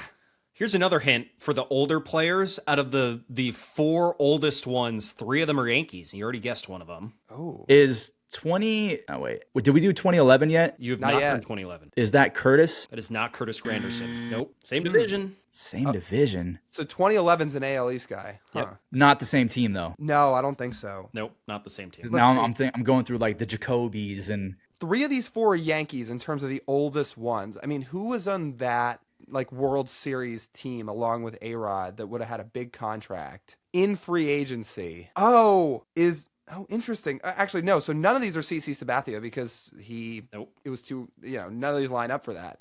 But there was another Yankee, AL infielder. Oh, is one of these 09? Is it Mark Teixeira? Mark Teixeira in 09. Yes, sir. Right. wow, Jeez. I'm getting cooked. These are hard. Yeah, they are hard. I feel like 2011 might be a sneaky, like a Vernon Wells or something, or like I don't know. Let me take a guess while we're sitting here trying to think about some of these. There's one more Yankee toward the bottom of this list. So we got Teixeira, we got A-Rod, and of the final 2, either 06 or 07, you're telling me one of these guys is a Yankee, right, TJ? Yeah, well, I mean, only one of them is labeled as AL outfielder, so. Right. Here's no, that's too early. Sorry. I was trying to think of what Both of AL those outfielder- players at the bottom played on the Yankees. Oh, interesting. AL outfielder, $52 million. That's it. I was 10 years old, so I'm just trying to think like who in the. Like who was It might have been Hideki. 06? No. No, okay. I thought maybe he got like an overseas decent contract. Man, I might even need one more hint along with this being a Yankee. This is crazy. It's an outfielder that's a Yankee in the mid 2000s. He came from another AL East team. Oh, Johnny Damon. Yep. Johnny Damon, Johnny right? Damon in 06. That was a good hint. That's Fuzzy's. That's Fuzzy's point. He got it. Sorry. No. Oh, no. That's all you. But 07 then- was a Yankee really early in his career and really late in his career, but not for this transaction because he was part of a really big trade. Early and late. a really big trade in the mid to late 2000s that he was involved with. You'll have to let us know in the comments for everybody watching if you're Yeah. getting some of these faster than us because Yeah. these are, I think, hard. Because when are we looking at these numbers on a day-to-day basis? So it's like, Right. and this is where not being like 40 is a disadvantage because we're all around the same age. So we were still kind of kids when all of this bottom stuff was happening. But you said 2007, he was a Yankee, got his money, and then came back to be a Yankee. He got a Yankee. He was a Yankee, got traded, got his money from a different National League team, then eventually ended up on the Yankees later in his career. Dude, This What is in crazy. the world? All right, I'll just give the 07 to you guys because you're struggling with it. That is Alfonso Soriano. Oh, I thought he was a second baseman. That's where I was. Okay. Gotcha. That's a good one. Yeah, no, I mean, Yeah, he had that's a some good pop. one. He had some. I mean, he had pop in the day. I'll say that. I mean, I guess I think of him more as a Cub, but yeah, Yeah. And this was his contract signing with the Cubs. yeah. Cubs. Then he went to the Nationals at some point. Wasn't that his 40-40 season? Ooh, time-wise, I can't give you an answer on that. Oh, okay. 2010 and 2011, both these players signed with teams with red. 2010 NL outfield with red. Yep. Red team. That basically crosses off everybody in the NL West. That wouldn't really be anybody there. So who else could that be? Red in their logo. So we got the Reds, Cardinals, Braves. Cardinals, Here's a random one. Is it Jason Worth? It's not Jason Worth. Jay Bruce. I'm just joking. The team was already mentioned. Oh, okay. So he said Reds, Cardinals, Braves. Who would have signed with one of those teams? Is it Matt Holliday? Matt Holliday in 2010. Nice. Damn, this is good stuff. All right, lefty speedy outfielder in 2011. Signed in the AL Lefty, East. Speedy, AL East, 2011. Speedy, Yankee or a Red Sox? because Crawford never got. Yeah, no, not Crawford. Yep, Fuzzy, I'll give that to you. That is Carl Crawford. Okay. Crazy. Who do you get that from? Oh, the Red Sox. That's I was gonna say, disaster team. I was like, Tampa ain't giving out that contract. No way. And that was the huge trade with wasn't that Agon and everyone Beckett and everyone went to the Dodgers? Yeah. Yep. Yes. That was crazy. Yeah. NL outfielder, 110 million, 2021, and then 18. An NL infielder, $144 million. This guy was a disaster. The contract didn't work out. You got any more hints for any of these? 2017 guy was great in the postseason, made a really good impression on this team. 2018, won a World Series. 2021 also is a World Series champ and was not great for most of that contract, but this year was really good. You said he was a postseason hero? 2017? Yeah, the 2017 guy. Postseason hero. Got a big contract. You said he made a really good impression on this team. Yep. Man. Dude, this is Is my this- brain's pudding. I know. Mine is too. Could it be Jason Hayward? Not Jason Hayward. That felt like a bad guess. That's a good guess, actually. 2017 NL outfield. So that was the year of Belly.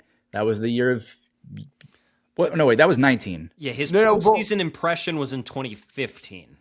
Oh, I think I know it, but you guess, Fuzzy. I don't know it. So you go for it. Is this Daniel Murphy? No. Oh, you said the big NL postseason was outfielder. 2015. Who else had a big postseason? Who plays outfield? In 2015? Mm-hmm. Dude. I wasn't into content back then, so I wasn't taking it as serious. I think Lyle has it. Yeah, is this Go gonna for be? it. Is this gonna be a shout out to our two friends Jake and Jordan? Is this Yoenis Cespedes? It is Yoenis Cespedes. I forgot that man existed. Wow, that's a good one. Okay, Yoenis Cespedes. Wow. All right, you guys got your final two. Which 2021? In 2018, 2021 AL outfield $150 million, dude. he had a really good 2025. I know 21 now too, but I'll let Fuzzy go. No, I don't know. Yeah, like I'm just Oh blanking. no, an absolute painful name for either of us to even utter. You're gonna tell us it's George Springer. George Springer, yes. Wow. I got to do my research on contracts, I guess. This is bad. And can you guys get the worst player on this list? 2018 NL infielder 144. That's not Mike Moustakis? That's No. crazy to me. Teammate? Oh, Teammate of Mike Moustakis? Yep. Go for it, Lyle. he didn't get this money with the Royals. Does that help? Eric Hosmer? Eric Hosmer to close it out. That doesn't count for me. Lyle, serve that up as an alley-oop. Oh man, yeah, that one. Don't ask Padres fans about Eric Hosmer. That was fun. I got absolutely smoked, but I like that. I got some work to do. Can you guess the worst defenders of all time ranked by defensive runs saved? People are not ready to hear number one, but here we go. That would be Derek Sanderson Jeter. Derek Jeter, far and away number one, like not even close. Well, can people handle that? I don't think so. I will say there is a current MLB player on this list where if you combined his two positions, he would be close. I think I know number two. This is not the current guy, but that's Prince Fielder. Yep, Prince Fielder is number two. How they sort this out is that Fangraphs ranks this by individual positions. So if you played two positions, it's sorted separately. They don't combine them. Number 3, an outfielder that played in Cleveland, Boston, and the Angels. Or maybe this is the Dodgers. It's the Dodgers. Yeah. Negative 90? Wow. Oh, well, right. Manny Ramirez. Manny Ramirez could not field to save his life. And truthfully, I don't think he ever cared to. Well, he didn't really need to. He was such a good hitter, but he did have to go out there and field because he spent a lot of time playing with David Ortiz. Again, for as much as that man just destroyed baseballs at the plate, I think that's how little he cared about his defense. It was not Number 4, current player. I think I know who this is. I think he hit a certain drive in a deep left field because you're going to say that's Nick Castellanos. Yeah, that is Nick Castellanos at number 4. Now, here's the fun fact. If you combined Nick Castellanos in right field, which is where he's ranked here at number 4, and you ranked his defense at third base, which also separately lands himself in this top 20, but since we're not repeating, we're just putting him here at number 4. You combine those two, he is then number 2 behind Derek Jeter and would have a chance to pass him. Can Yankees fans handle that fact right there, that if you combine Nick Castellanos' defense at third and the outfield for his career, he's still a better defender than Derek Jeter? I mean, can people handle that? No, I don't think they can. Wow. I mean, you've watched that guy play defense, right? Nick Castellanos? It's defense is a interesting term to use. There's not much defending going on. Okay, let's go to the Houston infielder at number 5. Who could be this bad for this long on a Houston infield? It's not obvious, is it? Or is it? Obvious in what sense? I mean, is it a big name? It is a big name, yeah. Is it an obviously bad defender? This one surprised me. You're not going to tell me this is Jose Altuve, are you? It is. Number 5. Are you serious? I'm dead serious. Whoa. I mean, the last couple of years haven't been great, but negative 86. You don't do that in 2 years. 5th worst since DRS started getting tracked, which these numbers are all since 2003. Man, that's crazy. Now, if you want to try to defend Derek Jeter at all here, you might argue that some of his best defensive years came before DRS started getting calculated.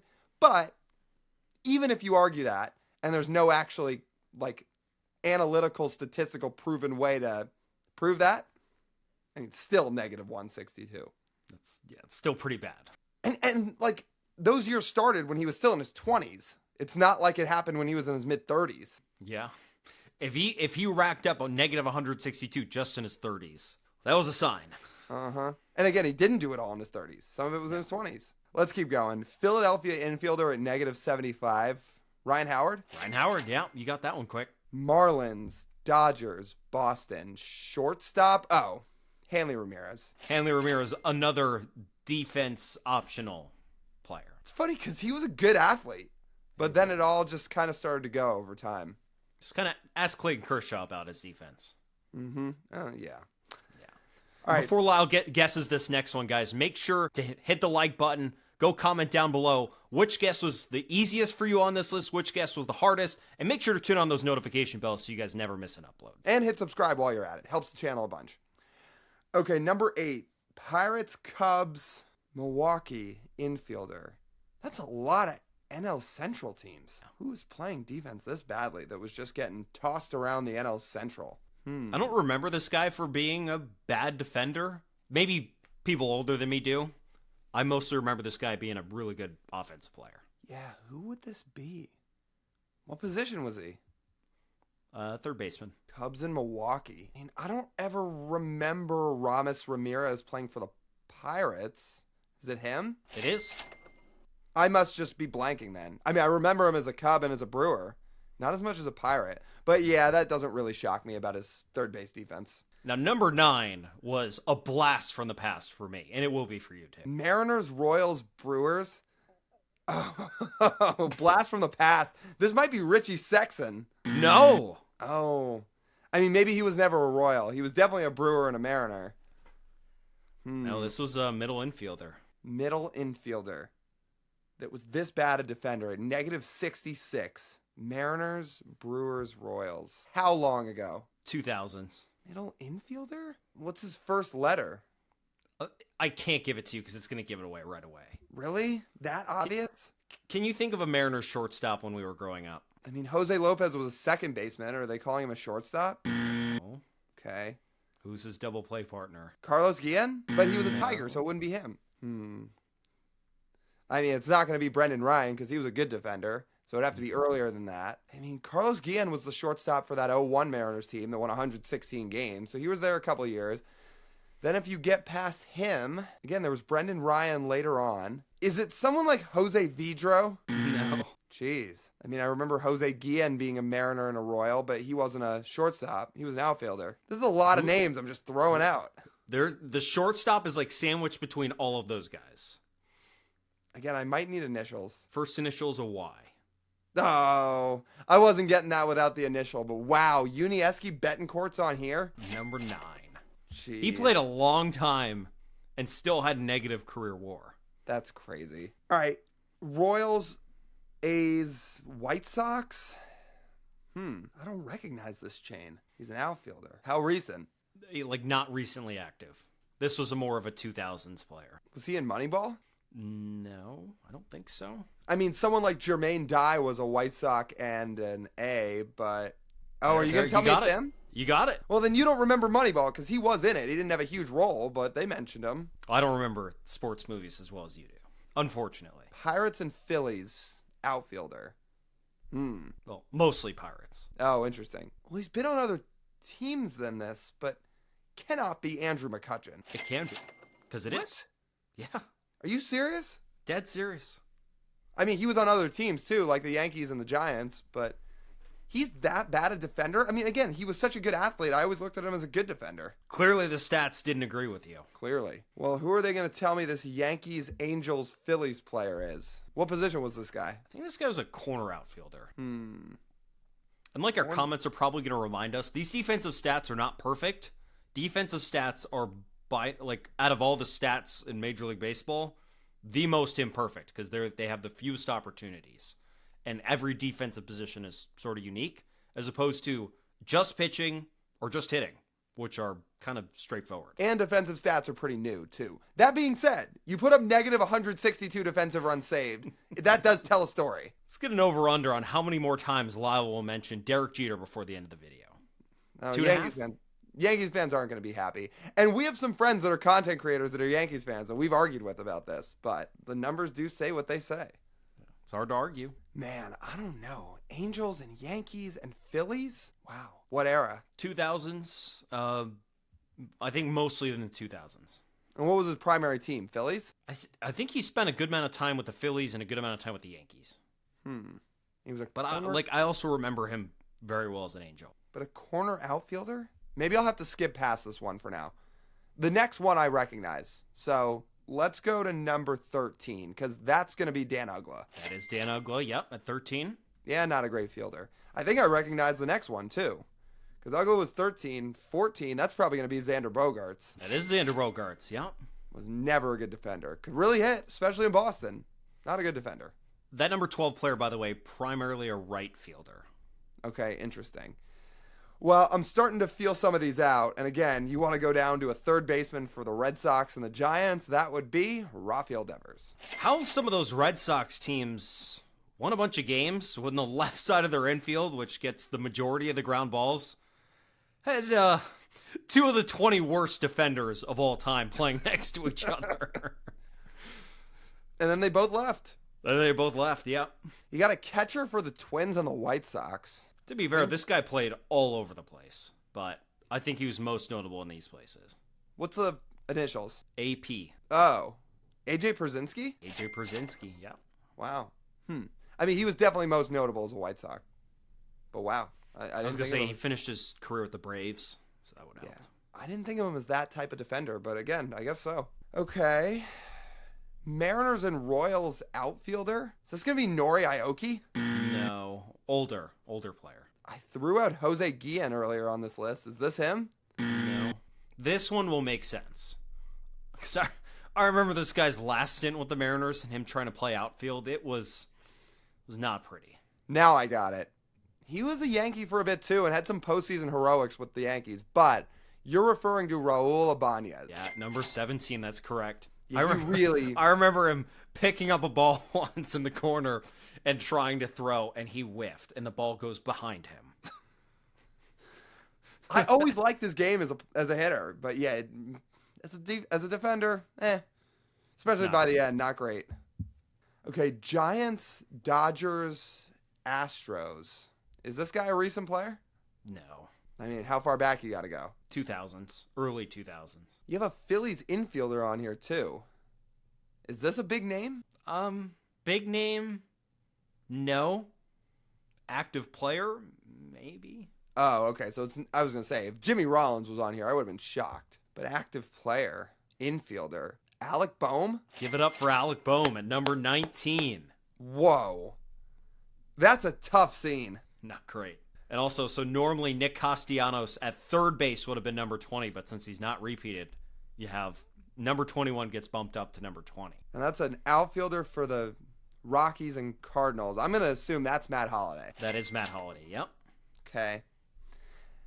Again, really, really good player, but most of it with his bat. We still need 18 and 12. I am not recognizing these. Number 18, this guy's a recent Hall of Famer. Oh, so it's Jeff Kent. He just got voted in. Yeah, Jeff Kent, number 18. Wow. Again, there's a lot of really good offensive players on here who were very one-dimensional players. Because Jeff Kent's one of the best second basemen ever, but it's all from his bat. And then number 12, we need one more to close this out. This Phillies, Yankees, Angels corner outfielder. Jeez. Now, this guy did not make the Hall of Fame, but he had a really good career. We're talking over 60 WAR. How about that?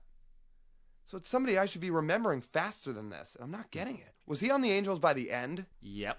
So a lot of time with the Phillies and the Yankees playing corner outfield. You got initials? Or one initial? B.A. And it's somebody in the 2000s. I should be getting this. B.A. Phillies, Yankees, Angels? And by far his best years were in Philadelphia. Oh, now I got it. Yeah. You're going to tell me Bobby Abreu closes this list out. It is Bobby Abreu. Nice job.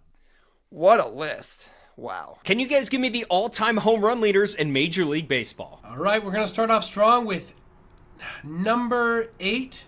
Is that Jim Thome? Jim Thome, not where I thought you were going to start, but yes, that is Jim Thome. I thought you were just going to be like, oh, I see number 1. Yeah, I want to get some niche ones out of the way first. I was going to say, that's a hell of a place to start. I figured we'd just go from the top down. I think the first 10 or so of these will be decently easy, and then it might get a little tough. I'll just knock off the easy one to start. 762, that would be one, Barry Bonds. Barry Bonds is correct, yeah. You had to think long and hard about that. Yeah, exactly. Yeah, the deserving Hall of Famer.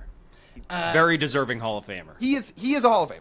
He's a Hall of Famer. Yeah. Well, I think objectively, if you're going to let some of the dudes that have gone in get in, well, you know what? I'm going to go ahead and piggyback off of that and say number 5 is Alex Rodriguez. Yes, that is Alex Rodriguez. Yes, interesting. On my cheat sheet, you have him as a shortstop, which I like that because he should have been a shortstop his whole career. Shortstop, third baseman, yeah. I mean, you can throw it all in there. The thing with him though is a lot of these guys who alleged juicing Barry Bonds never got suspended. No, but Alex Rodriguez explicitly did get suspended for it. So where are we drawing the line with that?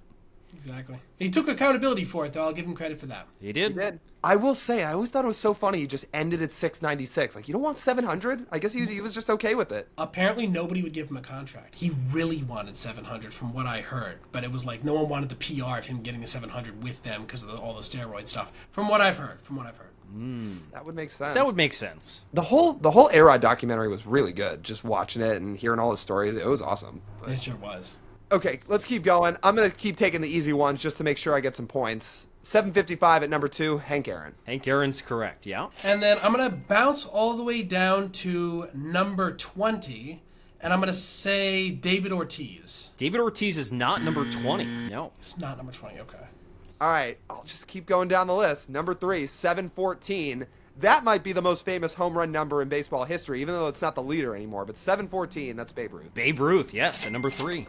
I'm going to lock in a couple easy ones here because I don't want you to start getting too many of them up top. And number 4 is Albert Pujols.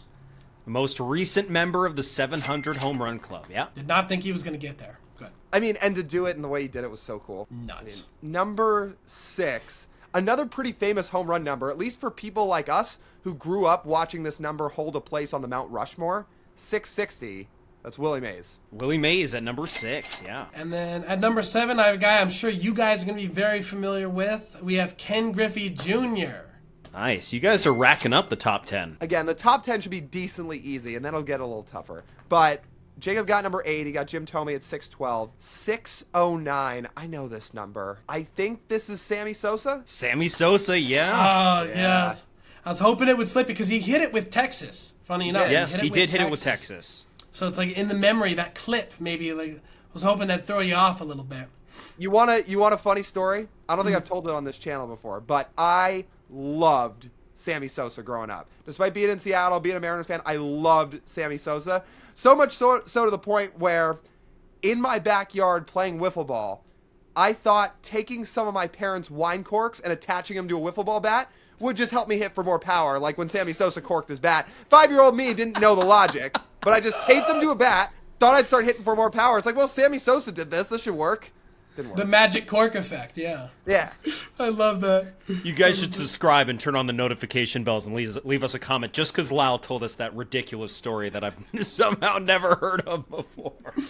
Oh, my God. Hey, go check out Jacob's channel, too. I'm sure you've heard of it, but we'll leave it down in the description as well. All right, so I'm going to try to go for another more niche one. You're always taking a risk when you hit the more niche ones, but it's again, I want to make sure I don't end up having you grab them later.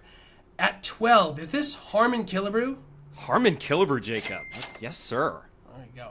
573 of the Twins notoriety. I don't know if I would have immediately associated that number with Killebrew. That's a good pull. Jeez. It's I the third think I base, know- first base. Yeah.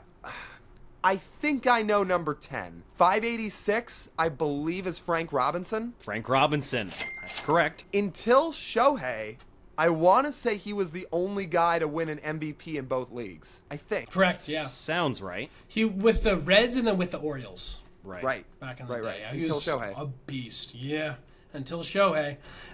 First DH to win MVP. A lot of people thought that was going to be Ortiz because he had a monster, I think it was 2003, 2004. And he was like, he got a lot of votes. He probably should have won that year, too. I don't know if you guys remember that race. But it was 2005 perhaps. He had like 330, 50 homers. Sure. But, okay. I'm going to bounce down to 16. This one, I think, because it seems like a very specific number in baseball history, I think 16 is Mike Schmidt. Mike Schmidt. Nice job. I want you to get that one, that's for sure. Maybe the greatest third baseman ever, Mike Schmidt. I think that's a pretty safe. I used to think Nolan Arenado was going to beat him, man. Back before Arenado had this stretch, like about 5 years ago, where he got traded to the Cardinals and dipped down, I thought he was going to get there, but doesn't look like it now. I don't know how many third basemen currently are ever going to get near that number. Like, that's so many home runs. It's funny. I think for a long time, and maybe this is still the case, third baseman was the position with the least amount of Hall of Famers. But I feel like we're about to go on a run where you're going to see a lot of them get in because we are in an era, and we've grown up in an era with a ton of good third basemen. Jose Ramirez is my favorite. I think he's lock at this point. Manny, Nolan, like they'll all get in, but none of them are touching that home run number. No, No. not at this point. 583 at number 11. See, this is where it's going to start to get harder. 583, played first baseman in the AL and the NL. There's no way this is somebody like Giambi. So I'm going to keep thinking. AL first baseman also at 569. I can figure this out. All right. 17 ALDH. That's Poppy. That's David Ortiz. David Ortiz, yeah. Probably the easiest guess for me. Well, actually, maybe not, but one of them. And then, okay, I'm going to hop down to 20 again. I had misconstrued Ortiz as being at 521. He was at 541. This is going to be his organization mate, Ted Williams, at 521, number 20. I gave you 3 options for number 20. Yes, Ted Williams is one of them. You also, guys, could have done Willie McCovey. You also could have done Frank Thomas. Yes, sir. This is such a good list. All right. Who else do we still need? The highest remaining home run total left that we haven't guessed. 583 at number 11.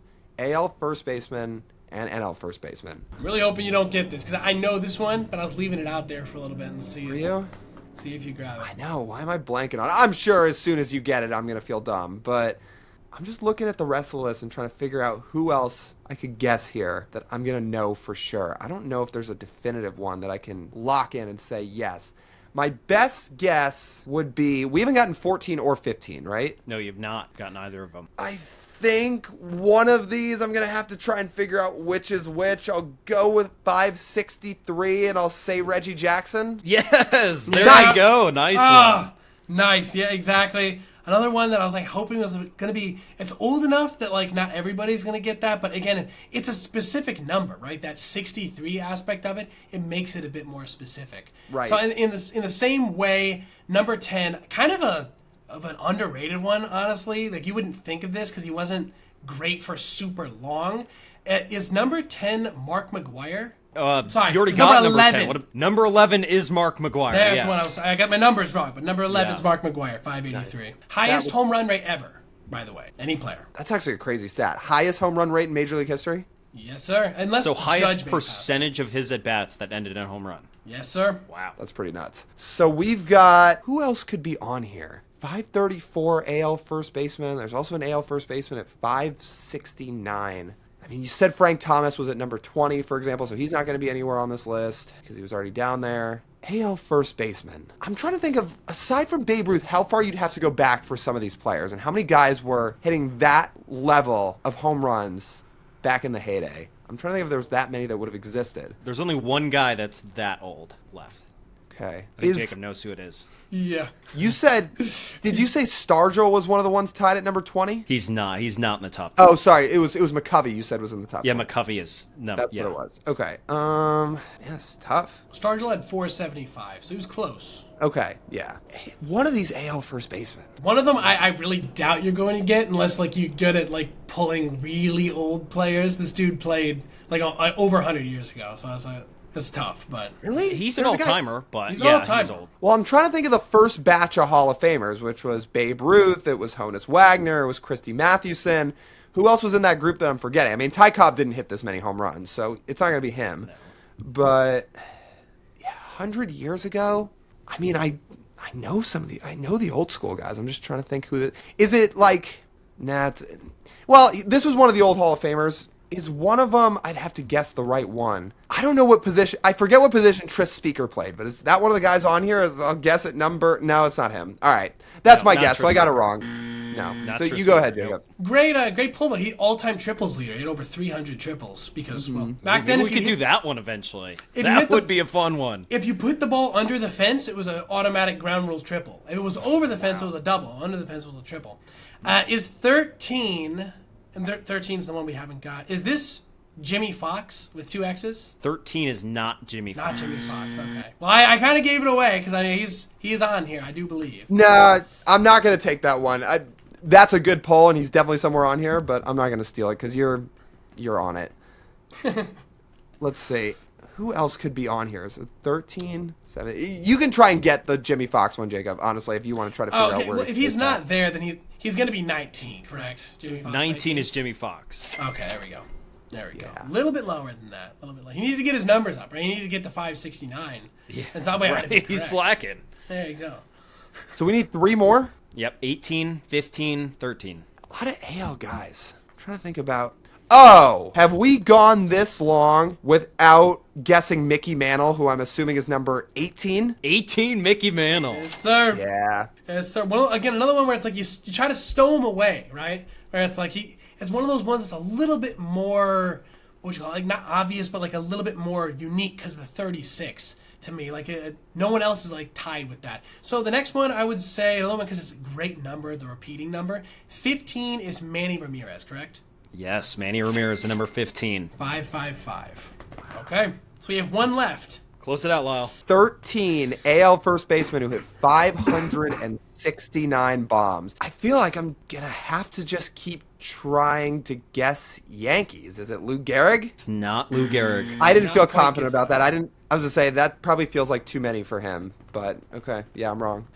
Is 13 Rafael Palmeiro? Palmeiro to close it out. Yeah. Gold Glove winner from 1999. Jacob, you know your home run lists, I'll say. Looked at this thing probably 20,000 times, so yeah. Fair enough. Can you guys give me the active wins leaders in Major League Baseball? What do you got, Hembo? You're the guest. Where do you want to start? Justin Verlander's won a few games. He's got to be up there. Yep, you're right. He's number 1 on this list, 266. Why am I already staring at this Toronto righty and blanking for a second? Wait. No, I'm not. I was about to say Kevin Gausman has not won over 200 games, but this is Max Scherzer because he just re-signed. Yeah, that is Max Scherzer. Lyle, come on, you watched him carve the Mariners up in the playoffs. I did. It's just about only a few weeks ago he re-signed in Toronto. I'm looking at that list and thinking about the rotation. I was like, there's no way Gosman or Barrios or those guys have won 200. It's hard to believe that only 3 guys that are active have exceeded 150 wins. I'd have to imagine Garrett Cole is on this list. Yeah, number 3 is Garrett Cole. That's correct. If we're just going to keep going down the list, yeah, it is crazy how much pitcher wins have just tallied off in Major League Baseball, which is just the point we're at. Not that there's a problem with it, but this is Chris Sale at number 4, Atlanta lefty. Yeah, that is Chris Sale. You're correct, Lyle. Let's try to continue to go down descending.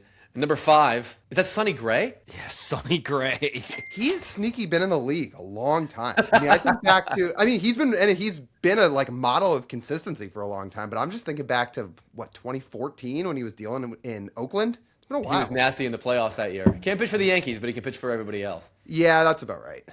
Let's see. Then you got a Padres righty at 6, 115 wins. I mean, are they still counting Yu Darvish here as active? Yes, they are. Okay. That's you, Darvish. Nice pull. I was thinking that was awfully heavy for Joe Musgrove. Yeah. Too many. All right, let's continue to descend it here. Rockies lefty at number 7's got to be Jose Quintana. Jeez, Hembo, I'm shocked how fast you got that one because that surprised me. Yeah, me too. I mean, I forgot he was a Rocky.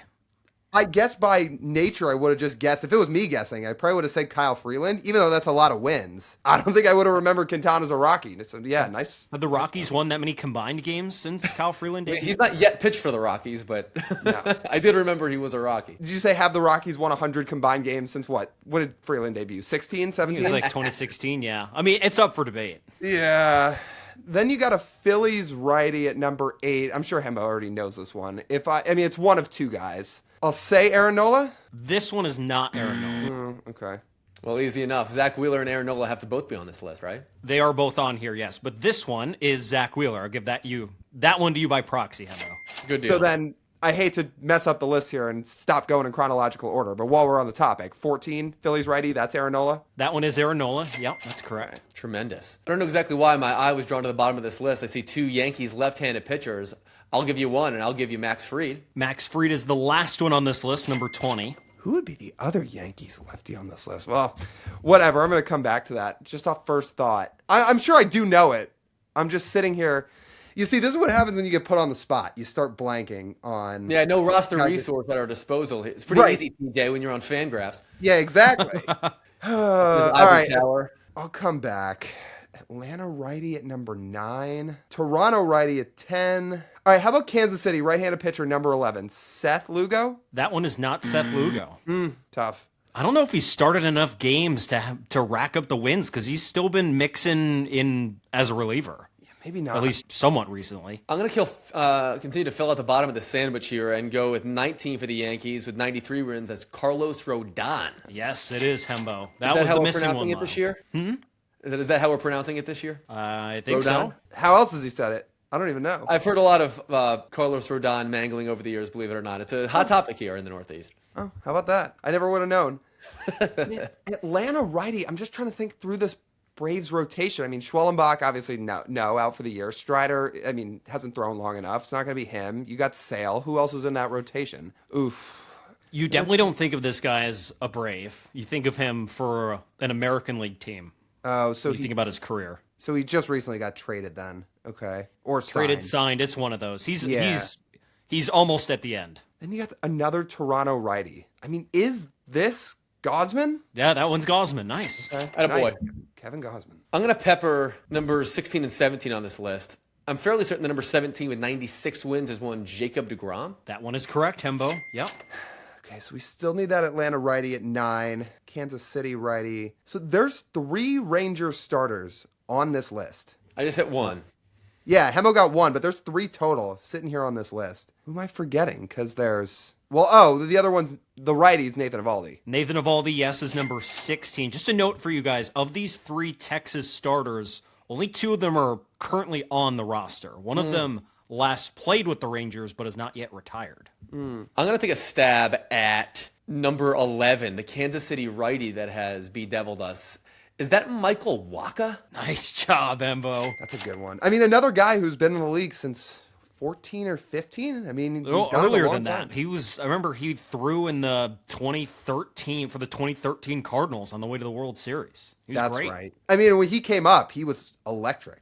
Yeah, he's a fireballer. Okay, who else we got on here? We got more Toronto righties on here. There's a Texas lefty, Cincinnati lefty. Man, somebody's been pitching a while for the Reds that I'm currently not thinking of off the top of my head.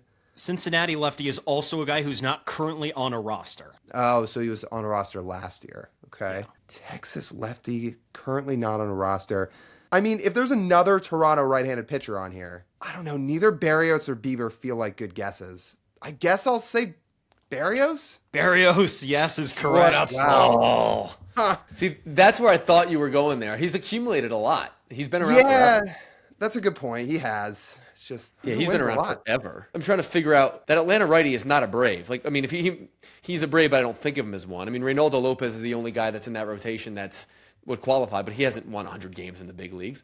We're missing a Cincinnati lefty still. Do I have that right? Are we missing any more Texas or Toronto guys? Yeah, so you guys need number 9, you need number 12, you need number 13, and you need number 18. Okay. Have we gotten all of our Texas and Toronto guys out of the way? Yeah, now one former Rangers pitcher who is unsigned is at number 12. Okay, that was the lapse. I missed that on the when we went back and forth. Is there any? No, there's no way. I was going to take a stab and say Jordan Montgomery has 94 wins. There's no way. Is there? Is there a way? No. Okay. It's not Jordan Montgomery. Although I may know who that Diamondback is. Is he going to be the guy on the mound for Venezuela? Is this going to be Eduardo Rodriguez? Yeah, yes it is. Erod. Oh, Nice. that was a diabolical pull out of you. 94 wins for Steady Eddie. Wow. I mean, as we're sitting here recording this just ahead of the WBC, ahead of the title game, if his name wasn't fresh in my mind knowing he's starting, I would have said to myself, maybe that would have taken a while. That's a good call out of you. A good call out of you. Okay, so this number 9, guys, he's Yeah. the only one of these 3 remaining who is, I guess, in a spring training camp that I know of, but he is a non-roster invite of the Braves. Man. These last 3, they are technically active, but they are not entrenched in any way. So that's what's hiccuping us for sure, is that we're not associating them with a team. So I just think of other guys that have been around, regardless of what team they've been around. How has Chris Bassett not won 92 games? I don't I know. always thought for certain he's on this list. Where did this Braves pitcher become most famous? What division? American League Central. Is number 13 Wade Miley? Yes, Hembo. Wow. I mean, I didn't even realize he was still pitching. Man, good for Wade Miley. I have not seen Wade Miley throw a baseball in years. Well, he did pitch to the Reds last year. He pitched for the Reds last year. I have no recollection of that. I have to admit. I don't really either. Okay, we need a Braves righty Yeah. and a Rangers lefty. This Braves righty was at his best in the AL Central. Who would this be? Braves righty in the American League Central. Best in the AL Central? We can get this.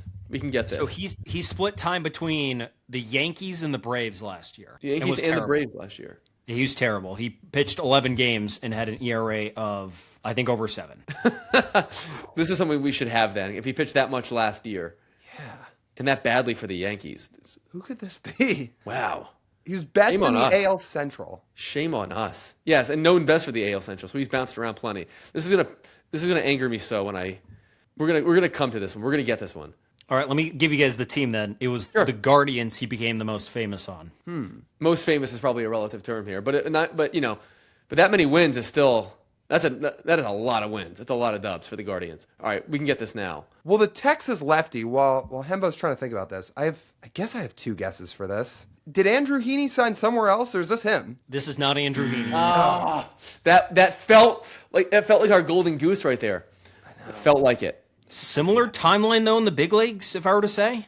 Yeah, so I have one more guess for this, but For the Rangers lefty, yeah. Although if you've got another one, take a stab at it. I'm not in my bag right now. Okay. This is only because we watch so much AL West baseball.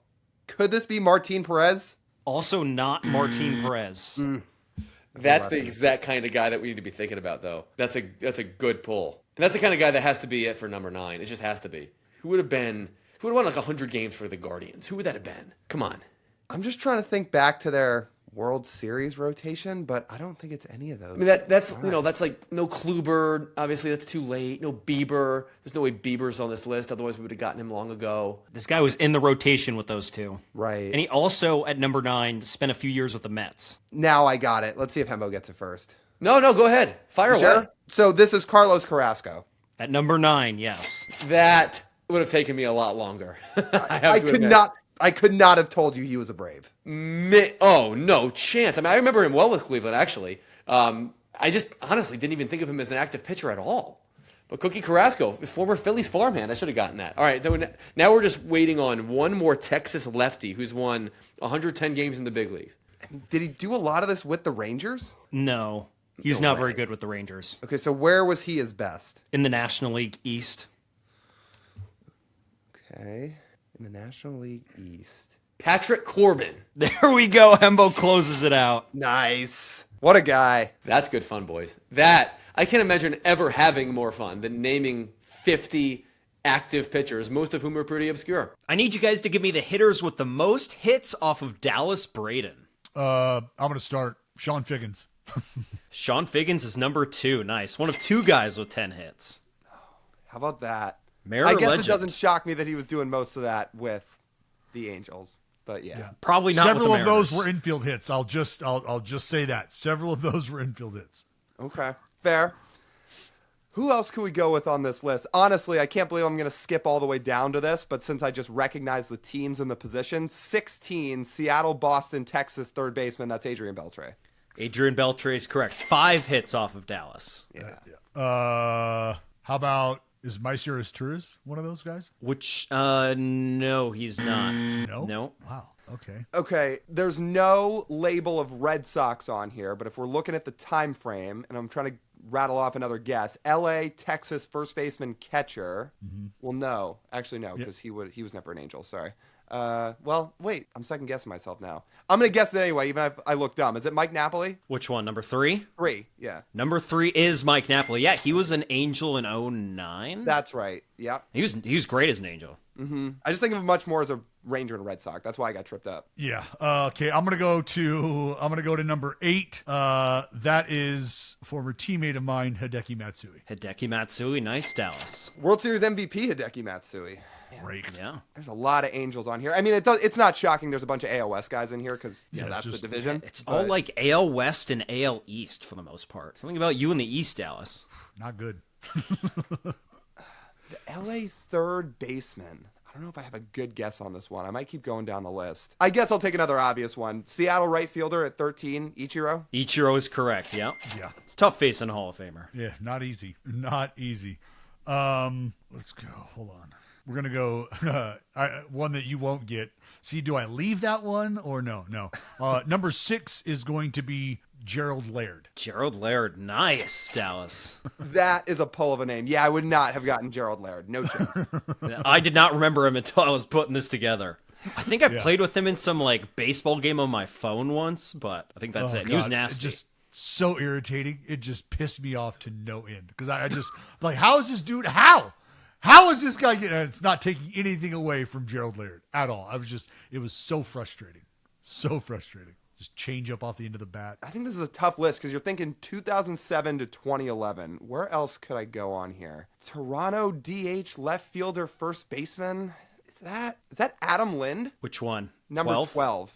Number 12 is Adam Lind. Nice. Yes. Woo! Wow. Good pull. I believe he hit a homer off me.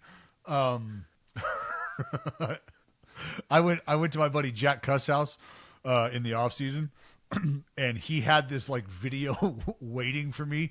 You can see Adam Lind's eyeballs like get this. His eyeballs were the size of beach balls because the baseball looked like Venus coming in. It looked like a planet, and you could just see him go. It was like Angels in the Outfield-esque, just drooling like this is going 1,000 feet, and it was it did. Is that your impression of the guy in Rookie of the Year who hits all the homers against Henry Rowengartner, like with the tongue out for the Mets? Yeah. Yep. That same guy was in Little Big League, I believe.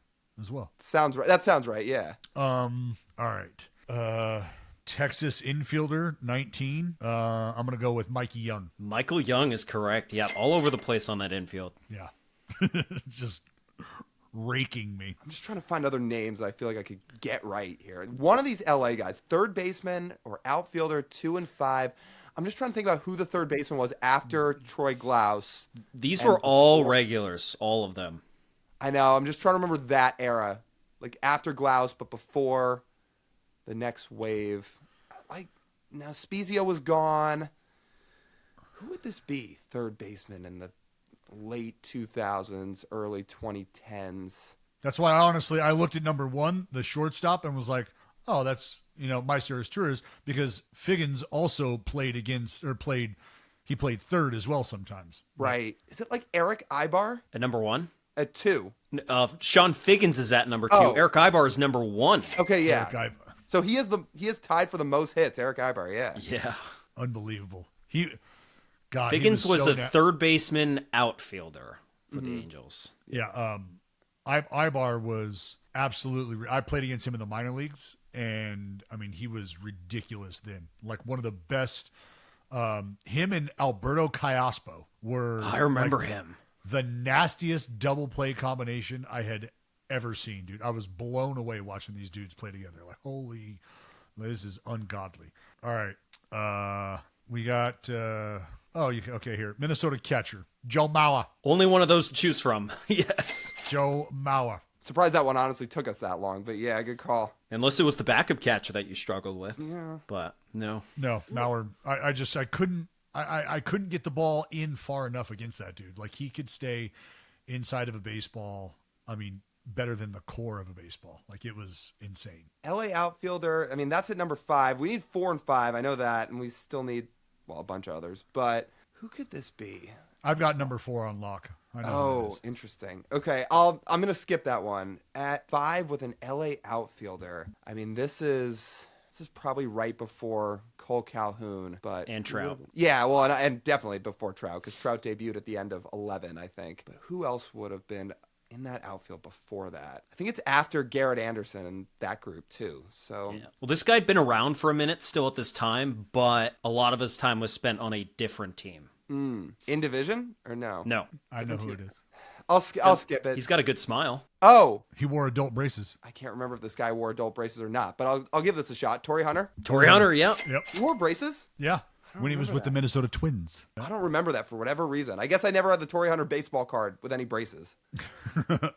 Dallas, you said you had number 4. Yeah, that's Marco Scutaro. Marco Scutaro, yeah. Good one. Postseason legend. Yeah, Scoot. I used to. Oh my God, he would talk to me at the plate. I hated him because we were teammates. But oh my God, when we played against each other. And you were super like intense, don't talk to me guy on the mound, right? So when he's like talking at you, you're like, Yeah. Oh, just yeah. It pissed me off to no end. I mean, I never said anything to him because I just internalized all that stuff. It's not like I wasn't angry at him per se. I was just irritated that was happening. Was it just a full-fledged like, hey, what did you have for lunch today type conversation or what? No, he would just because he knew me like I have my area code tattooed on my stomach and my teammates call me 209. And so that's he would always make fun of me like, hey, 209, hey, 209, oh, big badass 209. And so like he would be saying that walking up to the plate, and I just like this dude, like, oh my God, I want to choke him. Yeah, but I love Scoot. I love Scoot. That's cool. LA, Toronto, Dodgers out left fielder at number 9. Toronto, LA. Oh, maybe Vernon Wells? not Vernon Wells. Not Vernon. Is that Garrett Anderson? That's At number 9? Yeah, that's not Garrett. No. Detroit first baseman. Also played third. Is that he also, hold on, let me see if there's another. Is that Vmart? That's not Vmart, no. Oh, wow.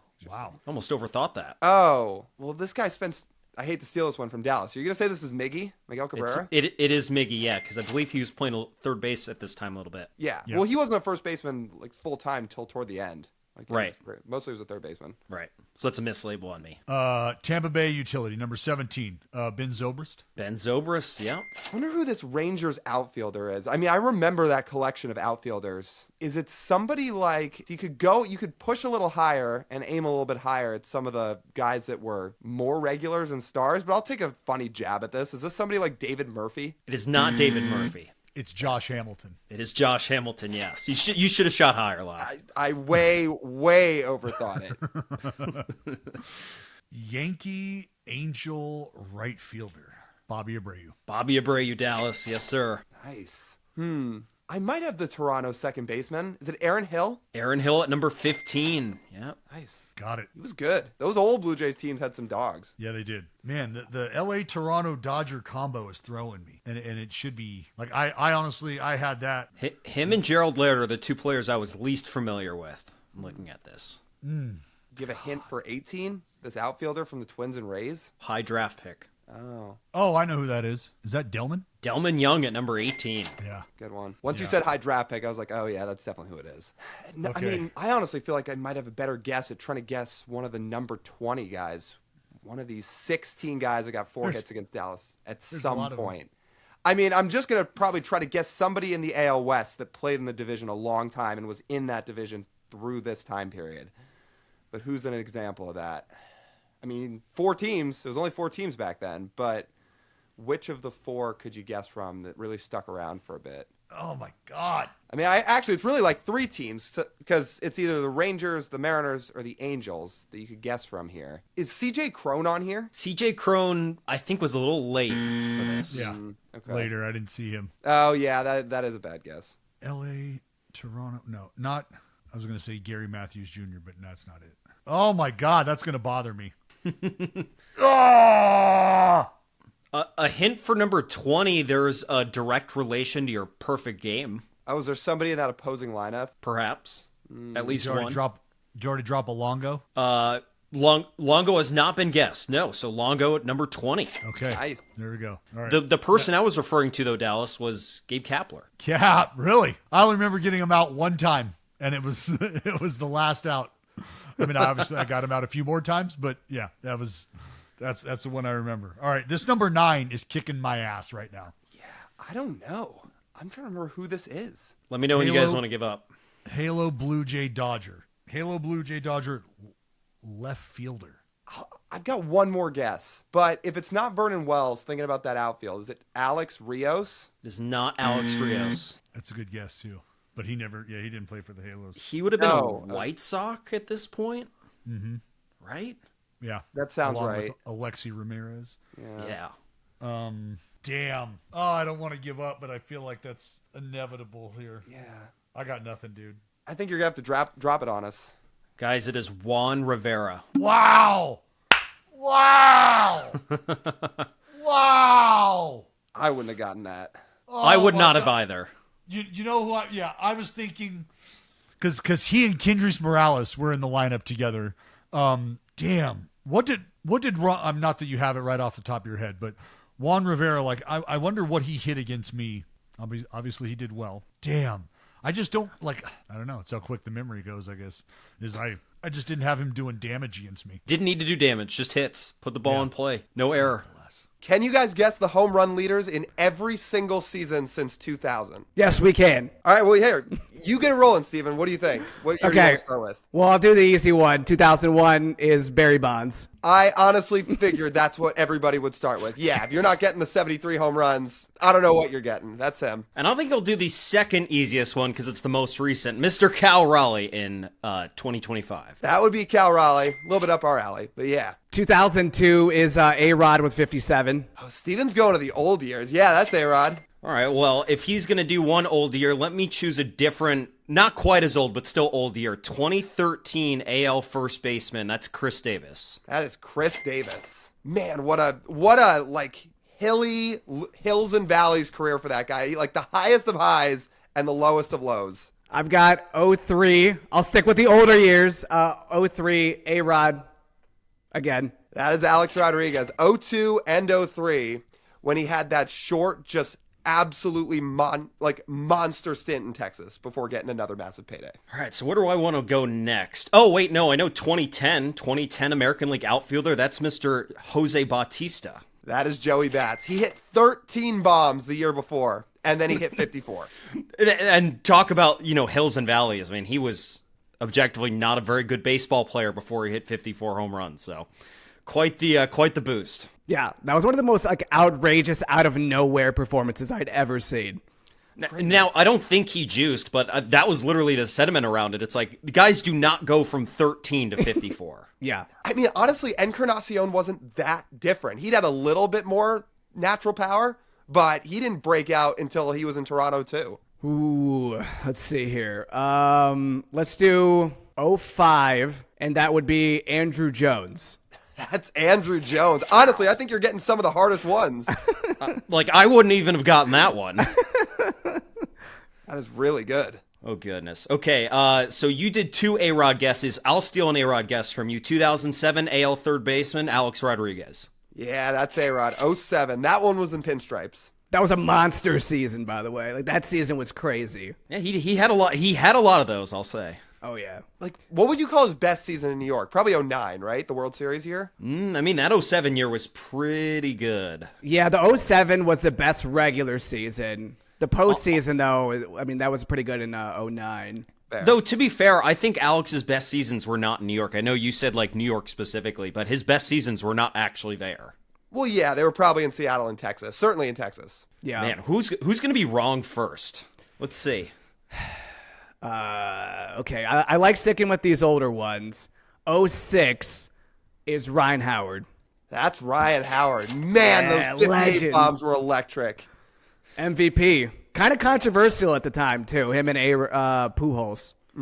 Yeah, and I remember, I think he was a sub-5 WAR that year. Yeah, even he with always his had a home lower runs. WAR. His WAR was always so low in comparison to his monster stats. But they would give MVPs to guys with 50 homers and 140 RBIs back then. It didn't matter if you played defense or not. Exactly. It's like the Juan say- Gonzalez 1996 MVP thing. It's kind of the absolute bread and butter of a all-power, no-defense first baseman who hits a lot of homers. That was Ryan Howard. I'm going to take another easy one. 2024 American League outfielder Aaron Judge. It took us this long to get to Aaron Judge. Yeah, that's Yeah, that's a good point. I like doing the old ones, but some of these are kind of tough now. Let's see here. Let's do 2011 American League. I think this is Josh Hamilton. It's not Josh Hamilton. There's our first wrong. That's the first wrong one. Oh, Oh no. Steven with the first wrong answer. I don't know the answer to that one right now, but I'm just going to keep going through some of these recent ones. 2023 National League first baseman Matt Olson. And that historic Braves offense. Yeah, Matt Olson. 54. Not even the most memorable season on his own team, but he led the league in home runs. Yeah, he didn't quite go 40-70 that year like his right field mate. See, this is where it starts to get a little hard. Now yes, you it have to does. get a little bit harder. Yeah, I think 08, is that Ryan Howard again? That is also Ryan Howard. Yeah. Okay. Man, those Phillies teams were so good. Yeah. I mean, actually, that Phillies team won it all. 08. Yeah, I'm not gonna. I feel like Ryan Howard might be on there again, but I'm not gonna go back to the well because I'm not totally sure. I will instead think of 2016. I'm just gonna throw a niche answer out there. 2016 American League DH/outfielder with 47 bombs. This is Mark Trumbo. That's the hardest one. on this Yeah, that list. actually, yeah. Wow. He got it. That's a tough one. And then he was a Mariner the year after, or year before, and was not good at all. Welcome to life as a Mariner fan in the 2010s and late 2000s. I mean, to be fair, isn't Steven a big Cleveland fan? Like the Oh, yeah. Guardians haven't won I mean, since they 47. played in Game 7 of the World Series in the 2010s, so That's true. Yeah. can't relate. Yeah. It's been a rough go. Yeah. Although, again, if you're getting Mark Trumbo leading the league in home runs, you are a ball knower. I agree. That's a good one. It's safe to say we get a lot of practice. Yeah. Okay, I've been thinking about this one. Is 2000 Sammy Sosa? Yeah, that's Sammy Sosa. There Not we go. quite the 60 home run campaign, but he had 50 that year. Yeah, he leads the league when he doesn't hit 60. That's the weird fact about Sosa. That is a crazy stat. Yeah. No, it's true. Give me 2022 American League outfielder Aaron Judge again. That's Aaron Judge. Honestly, I'm shocked you didn't get that one first. Like 2022 is way more historic for Judge than 24 was. But no, I mean, I'm just going in order. All right. Well, you got 22.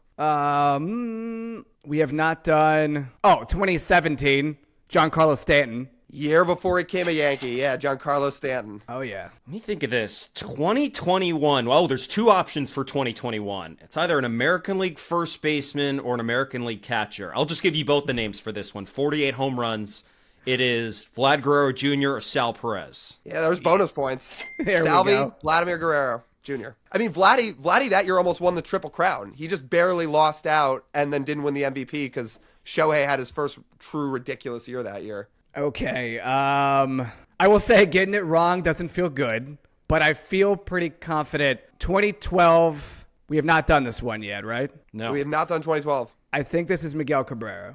Triple Crown winner. Well, it's Miguel Cabrera. He either won the Triple Crown in 13 or 12. No, it was 12. It was 12, yeah. But he had a better year in 13, but Yes. didn't win the Triple Crown because of Chris Davis. That's right. Yeah. So, okay, yes. Triple Crown winner, Miguel Cabrera. Who else? Oh, 2014, year before he became a Mariner, 40 home run hitter Nelson Cruz. Yeah, that's Nelson Cruz. Didn't he just come off the PED suspension that year, and he took the one-year deal in Baltimore and just went off? Yeah, and that was one of the best versions of Nelson Cruz that we had seen, shockingly enough. And then he went to Seattle and had probably his best, 6-year stretch total from, Baltimore to his time with the Twins. Oh, yeah. But that's what jump-started it all that year in Baltimore. Are there any that jump out to you still, Steven, that you're like, oh, I'm confident in this one. I can get this? Yeah, I don't think we haven't done 2020, have we, with Luke Voigt? No, Luke Voigt. There we go. That's a fun one. that one, you talk about being a niche ball knower, too. Luke Voigt leading the league in home runs in a year. Put it in the history books. Yeah, it's that or Jose Abreu winning the MVP. Yeah. That's more believable than Voigt. I mean, because Jose Abreu in his prime was really good. He was good. He was not an MVP. Maybe he was not, but an all-star-ish. Median all-star. He was an all-star. He was an all-star level player. Yeah. 2019. This is a rookie. National League first baseman Pete Alonso led the league in homers. Pete Alonso. God, that rookie of the year class in 19 was nuts. You had Pete and you had Tatis. Jordan Alvarez was super good that year, too, in half a season. It was on a 50 home run pace. Oh, if you want to go over to the American League, yeah. Yeah. And of all the years total, that was the year the league hit more home runs than any. Okay, what's the year we have not done here? You got a few options: 2018, 2015, 2011, 09, 2004. 2018, I believe, is Chris Davis with a K. I was going to say, specify it, but yeah, you got it. Yeah. 247 King, Chris Davis. We're running out of some options here. I have 2015 AL first baseman with 47, 2011 American League outfielder with 43, NL first baseman in 09. I'm just going to take 09. Is this Ryan Howard again? It's not Ryan Howard. Oh, yeah. I thought I was going to make it the whole video without getting it wrong. I was going to say, I'm giving you guys some credit here. There has not been a lot of wrong guesses on this list. Yeah, these are some of the hardest ones. Oh, man. Okay, that 2011 one is driving me crazy. Is this... I don't even want to guess that one. I feel like that's not a good one for me to guess. The 2004 one, I have no idea right now who this is. Okay, I'll give you a hint. This was the last year that this guy spent in the National League for his career. Ooh. Okay, so that's definitely not who I was thinking Huge going of. into free agency or huge going into a trade. Huge year. I know who this is. Oh my God, third base. Yeah, you forget he was a National Leaguer because outside of this year, he was not a good national. He was a fine National League player. But for his career, he is very, very, very, very good, to put it lightly. Is this... No, it can't... 48. Oh my God. I'm blanking on who this player is and it's driving me absolutely crazy. I don't know who this is. National Leaguer, 48 home runs, third base. Third base. I'm thinking, this is where my brain is at. I have MVP Baseball 2005 and this would be like a season. He would be really good in that game because he would have just hit 48 home runs, but he also could play third base. Who is playing third base that long ago? Oh my God. I'm going to be so mad. I'm going to be so mad. Do you want to let TJ steal it from you? Or you want to keep trying? I would at least throw a guess out there for one of them.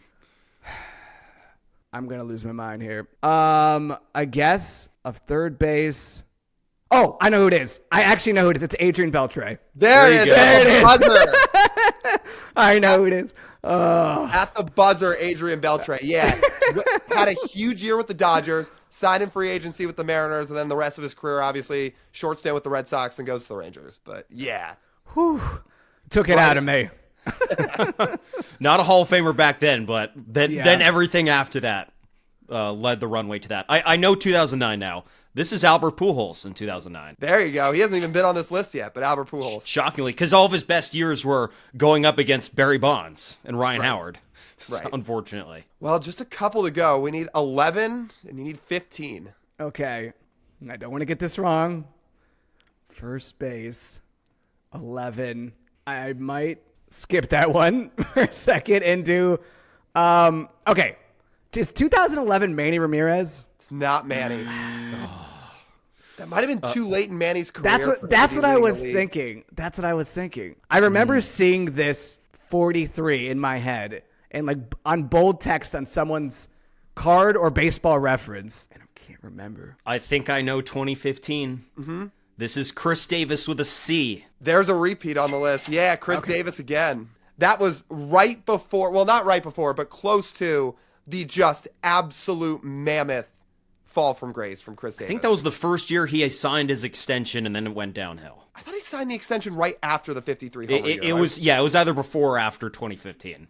Definitely. Yeah. But he had good years in 13, 14, 15, and then downhill. Yeah. I mean, 18 was when it really got... That was when the 0 for 54 thing happened, right? That sounds right. I know 2011 now. It's Jose Bautista. Bam! To close out the list. Nice. Yeah, because that season was arguably better than the 2010 season. That was like his real monster season. That is...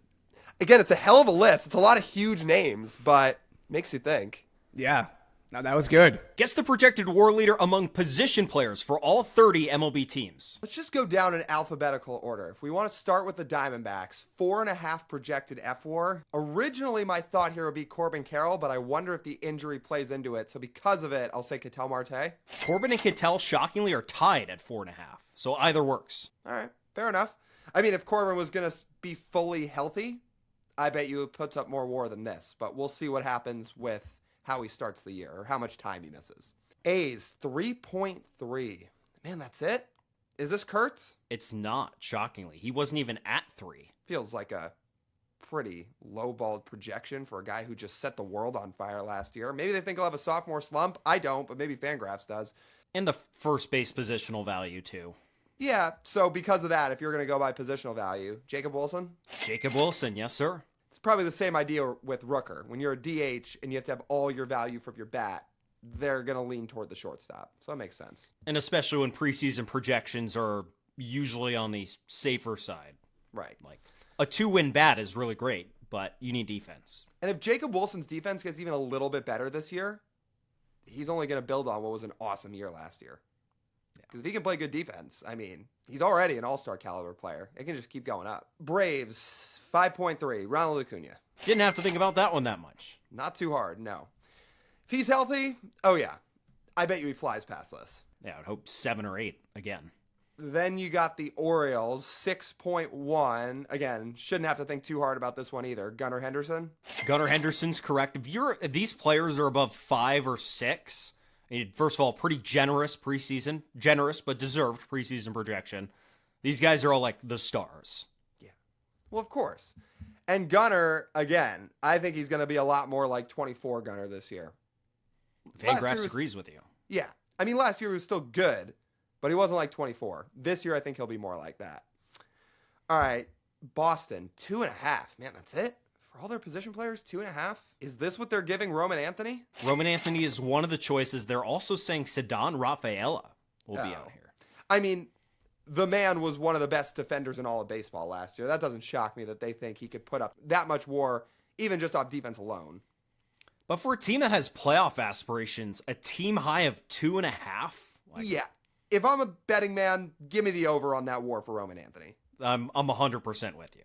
Then you have the Cubs at 3.8. I mean, are they going to say this is Nico Horner? It is not Nico Horner. I mean, maybe 6 wins last year, or whatever Fangraphs determined he put up, is going to be a career high for him, but still feels a little bit on the low side. So if this is not Horner, who are they going to say this is going to be? PCA? Pete Crow Armstrong?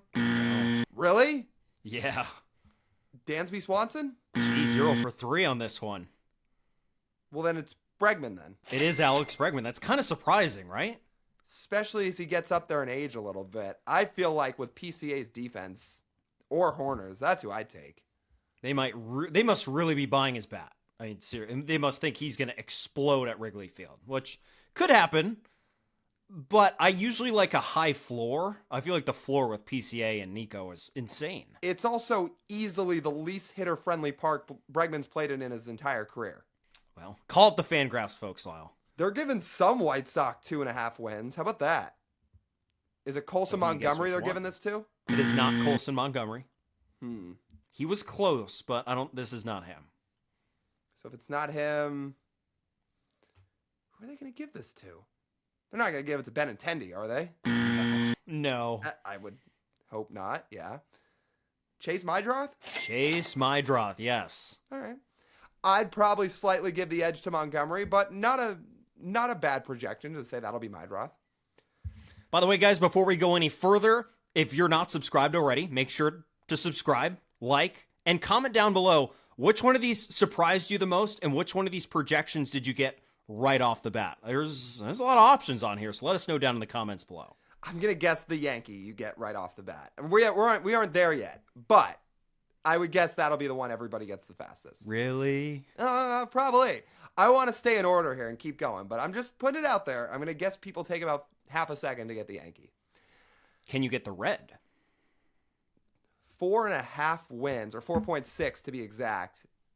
I feel like a guy with that high of a projection, it's got to be Ellie, right? Ellie De La Cruz? It is Ellie De La Cruz, yeah.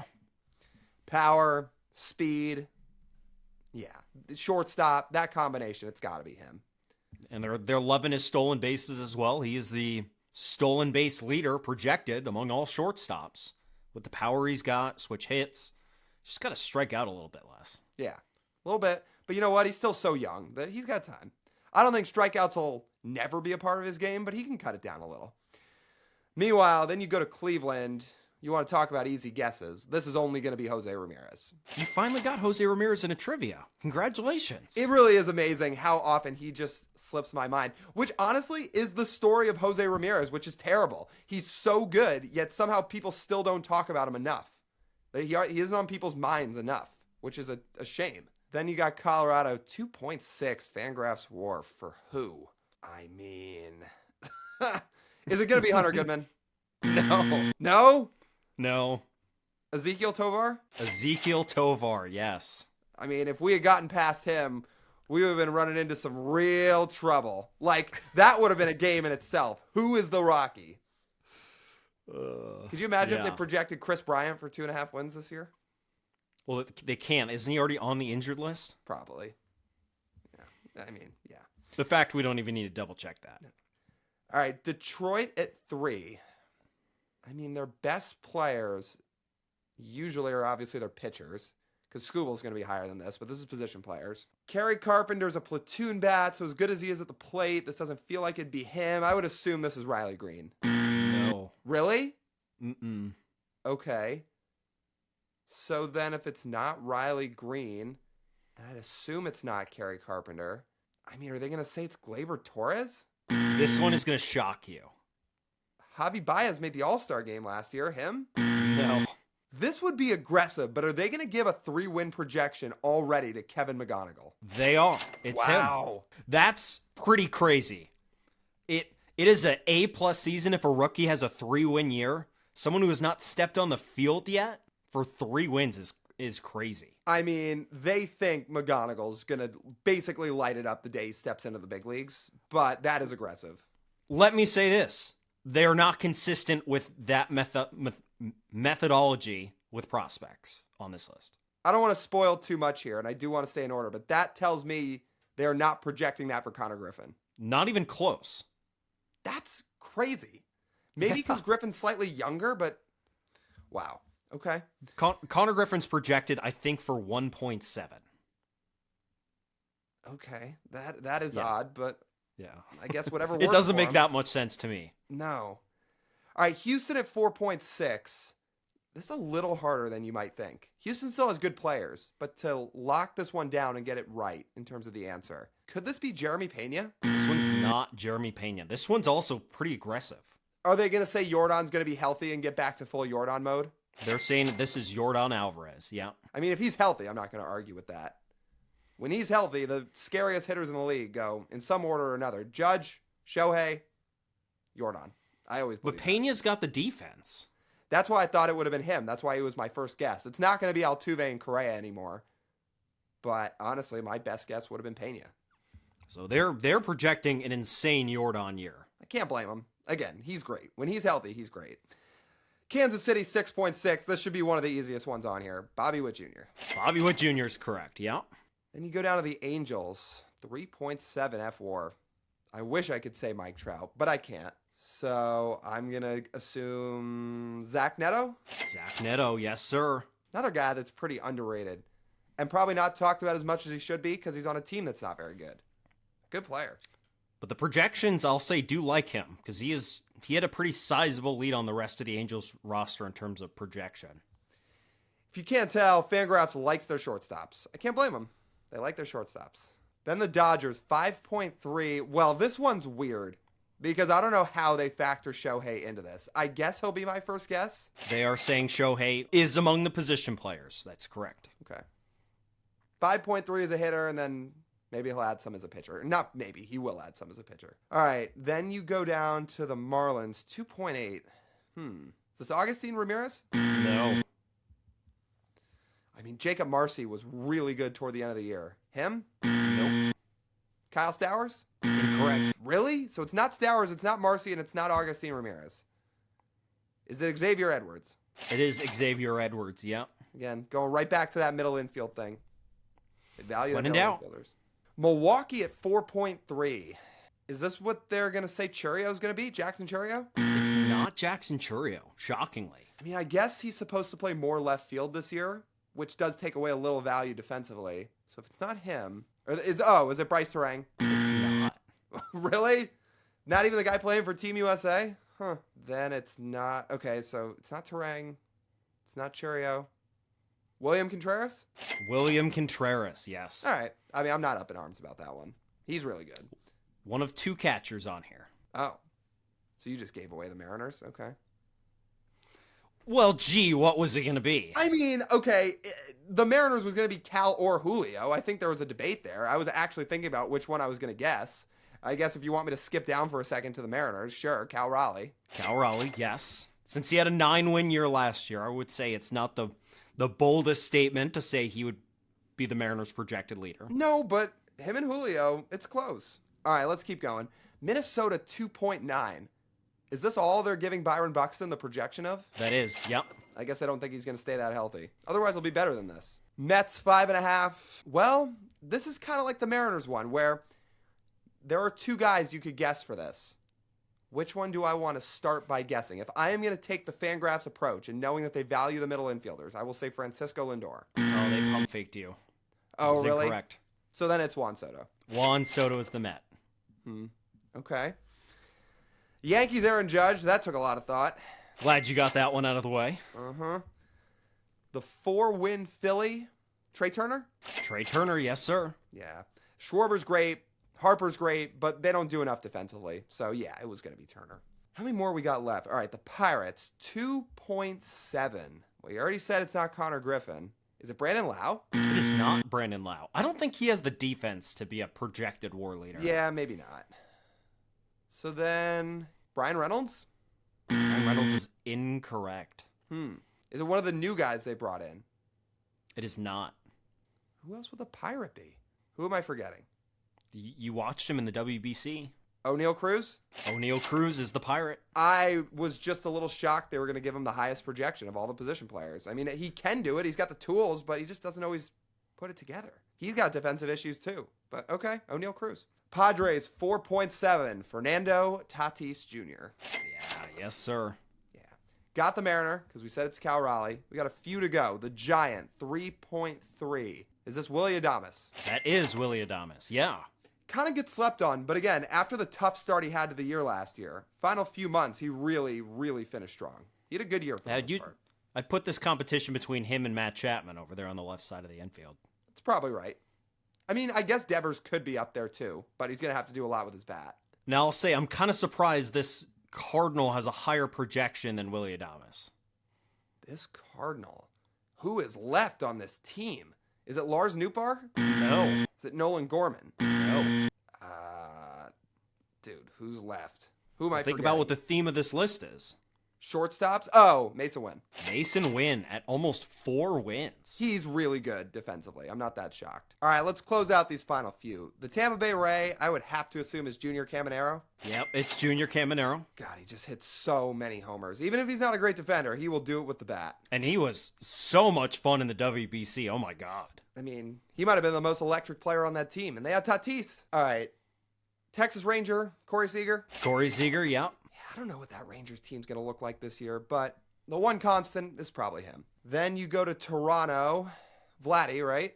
Vladdy is correct. And the final national to close it out. You might think it'd be James Wood, but I'm going to assume it's CJ Abrams because he's a shortstop. CJ Abrams, yes, sir. Nice job. There are a lot of stars on that list. Can you guess the best MLB stadiums ranked by USA Today? I'll go with a pretty safe guess to start. Petco Park's going to be on here. Petco Park is right at the top of the list, and I have no argument.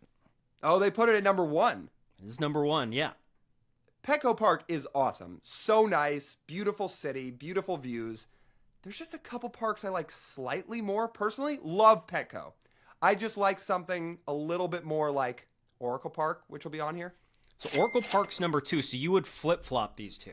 It's a little tough because obviously the weather in San Diego makes it so much better. And that probably plays a factor into it. Obviously it can get cold in San Francisco, especially early in the year, late in the year, some of those night games right on the water. And truthfully, I've only been to San Francisco once, and it was when I was pretty young. But that ballpark just blew me away in the one time I was there. Scenery at Oracle Parks is better. The food at the two ballparks is comparable. I think like the location, from what I remember, because I've been to Petco, to a game at Petco once. I've been to a game at Oracle once. Remember the location in terms of like things around the park is a little bit better at Petco. But like these two you could tie for me.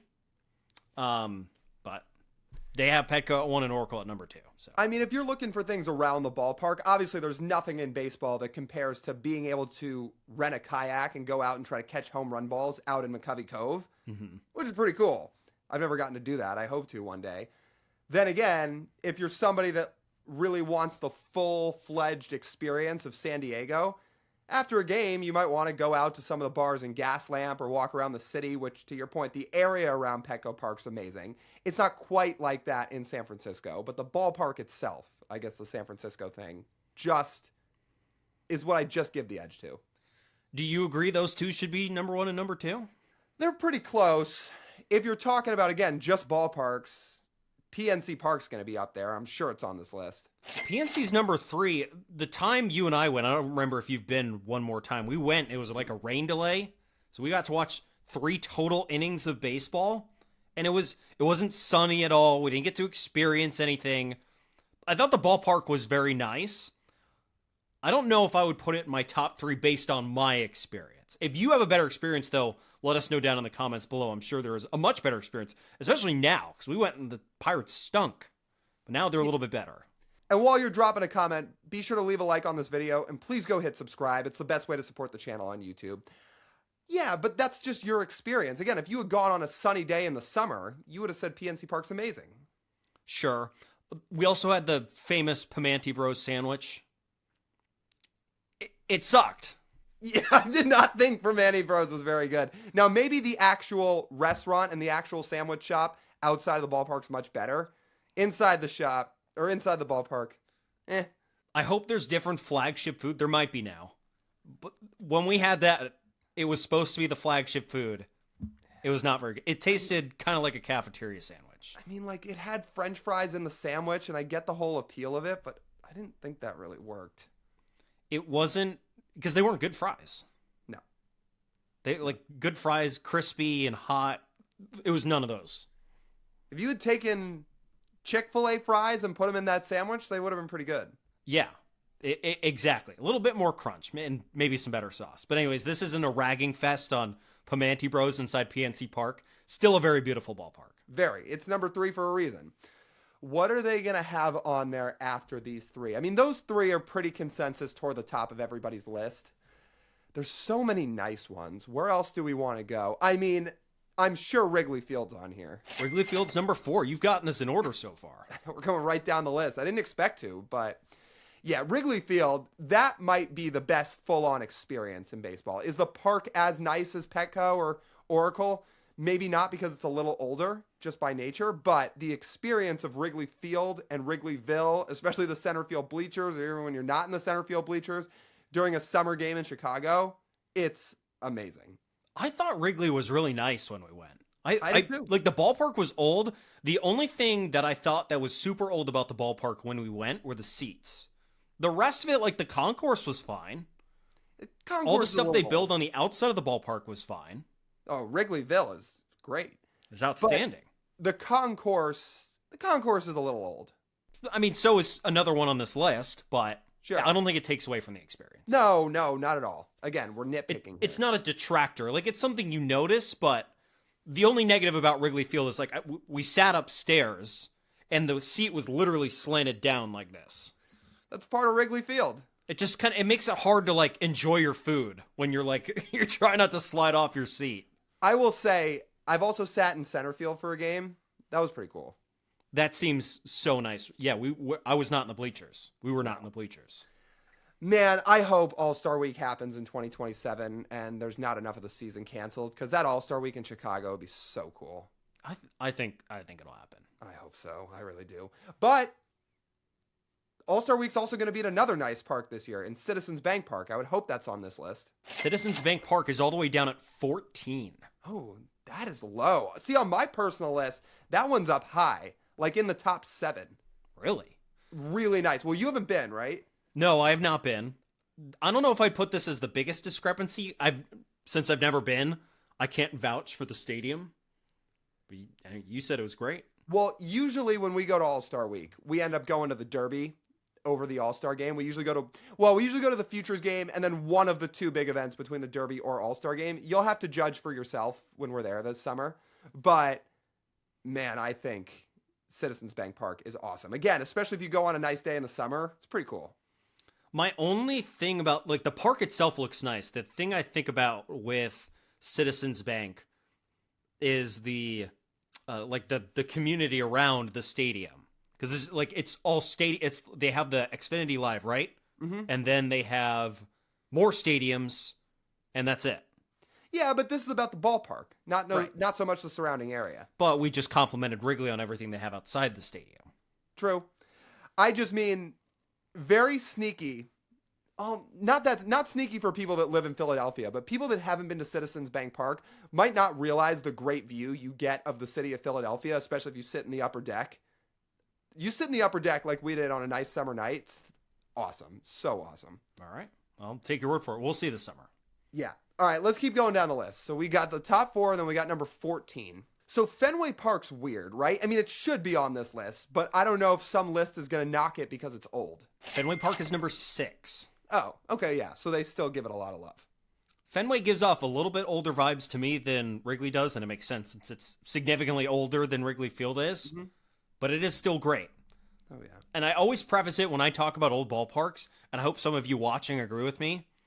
I understand there's a difference between a great old ballpark and a nostalgic old ballpark that was not great. Maybe not great is the right word to use, but I didn't enjoy it as much. Fenway Park, I think, is great. I think the layout's really good. I think the food is good. I think the atmosphere is good. I think all the sites within the stadium are really good. Yeah. I went to Old Yankee Stadium once. Not good? Was not impressed. It was very nostalgic. It was very old. But in terms of like loving a ballpark, that was not it. So I actually really like the new Yankee Stadium. Is that on the list? New Yankee Stadium is not on the list. Really? I think it's really nice. Here's my thing about New Yankee Stadium. It's new, or newish now. There's updated concessions. There's a lot of seats. I wouldn't call New Yankee Stadium fan-friendly. I mean, it's Yankees fandom is made for corporate people, if that's what you mean. Being a Yankee fan costs a lot of money. What do you notice about these parks at the top? They're all really nice. I don't know.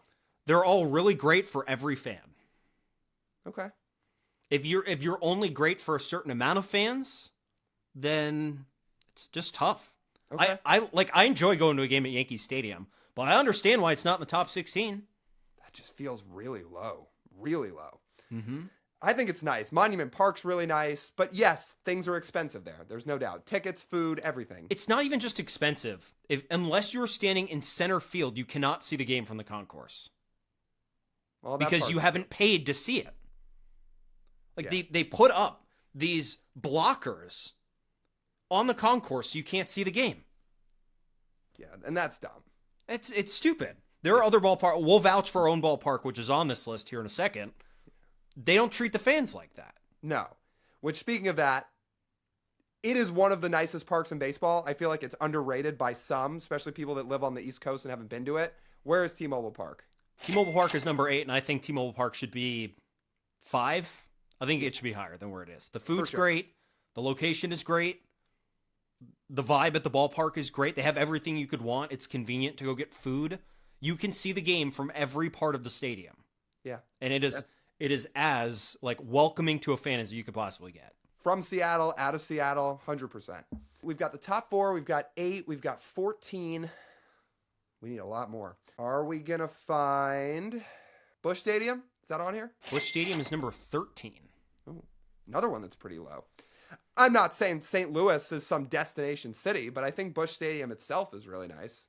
I can't speak for that, but yeah, it is supposed to be very nice. And Cardinals fans are really good baseball fans. A lot of those NL Central fans are. Cubs fans are great. I thought Cardinals fans were good too. But Is there any batch of Central fans we haven't met yet? Because we've met Pirates. I think we've met most of them. Yeah, I've met most of them. I spent a year broadcasting minor league baseball games for the Reds, so I definitely met Reds fans. Reds fans were really cool. All right, let's keep going. Who else? What else is going to be on this list? Are there obvious ones that I not guessed? I think there's one gem you've missed. I'm sure there is. Truist Park, is that on here? Truist Park is number 12. Again, really nice park, very new, but that's fair if it's just outside the top 10. All right, we're missing a gem. Missing a gem. Maybe I'll put 2 gems. You're missing 2 gems. Okay. Well, I'm not missing any gems in the NL Central. I know that because we've gotten Wrigley and we've gotten Busch Stadium and we've gotten PNC. So it's not going to be one of those in terms of the gem. Maybe another park's on this list. But I don't think one of the gems is the NL East. Again, guessed Philly, guessed Atlanta. And then I don't think any of the other 3 are considered true gems. I mean, maybe Citi Field's on here while we're here. Is Citi Field here? Citi Field made the top 10. Number 9. Nice. Really? Yeah. I like Citi Field. I actually personally like Citizens Bank and Truist a little bit better, I think. Like Citi Field's very nice. I just feel like it's a little cookie cutter, but otherwise, like, no complaints about it. Yeah, I could see that. I like Citi Field. The food's I haven't tried all the food at Citi Field. It's supposed to be pretty good, but every time I've gone to a game at Citi, it's been great. Oh, we've had some fun times at Citi Field. Then we've got, I'm still thinking about those gems. I mean, NL West. Oh, you're going to tell me Coors Field's one of them, right? Coors Field is number 5. I still need to go. So do people count Coors as a West Coast park? Because Denver's in the Rocky Mountains. Yeah, it's in a Western division, so yeah. Okay. I always say there's one West Coast park I haven't been to yet, and it's Dodger Stadium. But if you count Coors Field as the West Coast, I haven't been there either. Yeah, I mean, you're not exactly going for the quality of baseball, but it looks like an unbelievable ballpark. Maybe not West Coast, but West. Yeah. We'll put that in West. You're going for the experience, not the on-field play. And that's what the people do. They're like top half in attendance every year. Right. Because it's At such least. an event. Yeah. Right. All right. So that's one of the gems. I'm still missing another. What am I missing? Oh, do you mean Camden Yards? Camden Yards is number 11. Ooh. All right.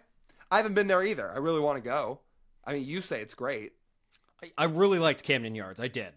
I know people like to compare Camden Yards and T-Mobile. I always think T-Mobile Park is better than Camden Yards, but they share a lot of the same qualities.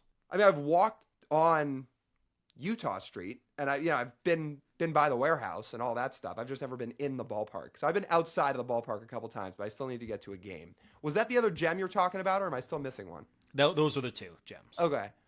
So how many do we have to go? We've got to be a decent way through this list. So you need number 7, you need number 10, you need number 15 and 16.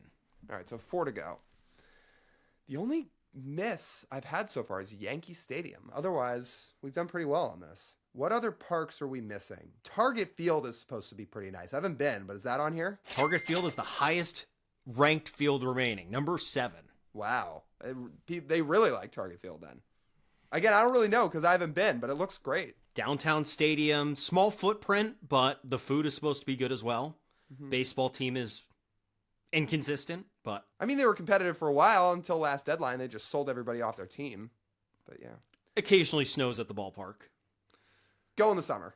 Okay, 3 to go. So what 10, 15, and 16 is what's remaining, it sounds like. We need, I don't think there's going to be any other AL West ballparks on here. I'd be a little surprised if there was. Nope. Yeah, I wouldn't think. Then you go through. You don't want to put what? Houston or Texas on here? No.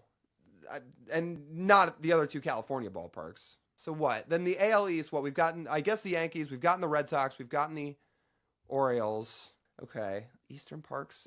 Usually on these lists, I've never been to the Rogers Center, and it actually does look like it has some cool features, but a lot of these lists, it usually makes its way kind of toward the bottom. Yeah. It's not on here. Have you been? Yeah, it's... Oh, it's okay. Yeah.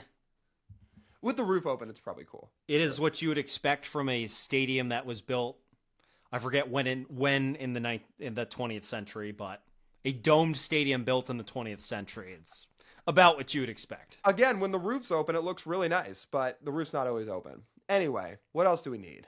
So what's left in the Central? We've guessed the Twins, and we've guessed... The Twins the only AL Central ballpark we've guessed so far? Maybe it is. That's not the only one on here. Oh, so Comerica Park's going to be on here, Detroit. No. No? Oh, that didn't make the list? Nope. Comerica Park's nice. Wow. So that means, what, without those 2 teams, it's got to be Kauffman Stadium. Kauffman Stadium right at number 16. Okay. A little older, but definitely looks nice. And then we need, what, one more? Two more. Both 2 National League. Both in the National League? Again, another old park, but is Dodger Stadium on here? Dodger Stadium is number 10. Okay. Probably the most polarizing stadium in baseball. It is very polarizing. So I will say, I haven't been yet. That is the one West Coast stadium I haven't been to. It does look like a very, very nice view if you sit up toward the top of the stadium. Obviously, the product on the field is just impeccable. But there are some people that really do not like Dodger Stadium. It's old. It's crowded.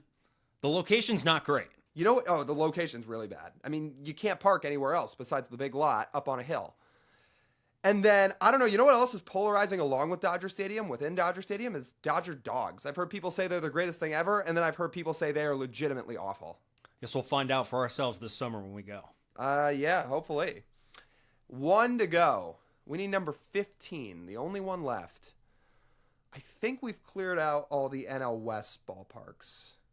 So then that would be on the list. So that leaves, what else?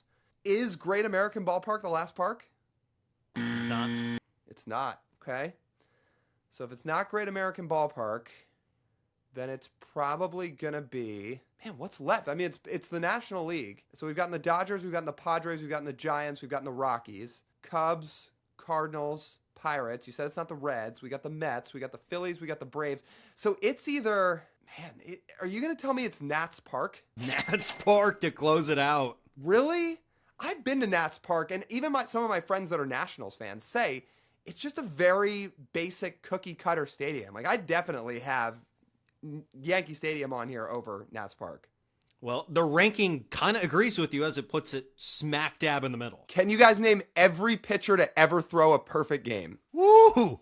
Dallas Braden, for sure. Oh, is that guy on the list? Maybe he is. We can check that one off. I'm on the list. I think I'm still on the list. They haven't kicked me off the list, right? Not as far as I know. I was going to be, honestly, Dallas, I was waiting for you to actually pick someone else first. But I'm glad you did pick yourself first. Is that a membership that renews every year? I don't have to worry about renewing that. It does. In fact, I think you get a display in the Hall of Fame, no? Fact. True No? story. True story. That's a pretty good way to remember. So did we go 1 for 1? I say a name, you say a name, I say a name, you say a name? Yeah, we're going to compete against each other here, Dallas. Oh, okay. All right. So you pick the one closest to you. I'm going to pick the one closest to me. Mariners right-handed pitcher 2012, Felix Hernandez. Yeah, that's King Felix. Now second most recent one ever. Second most recent one ever. Not the most recent one ever, but the second. No. Well, no, Felix is the second most recent one.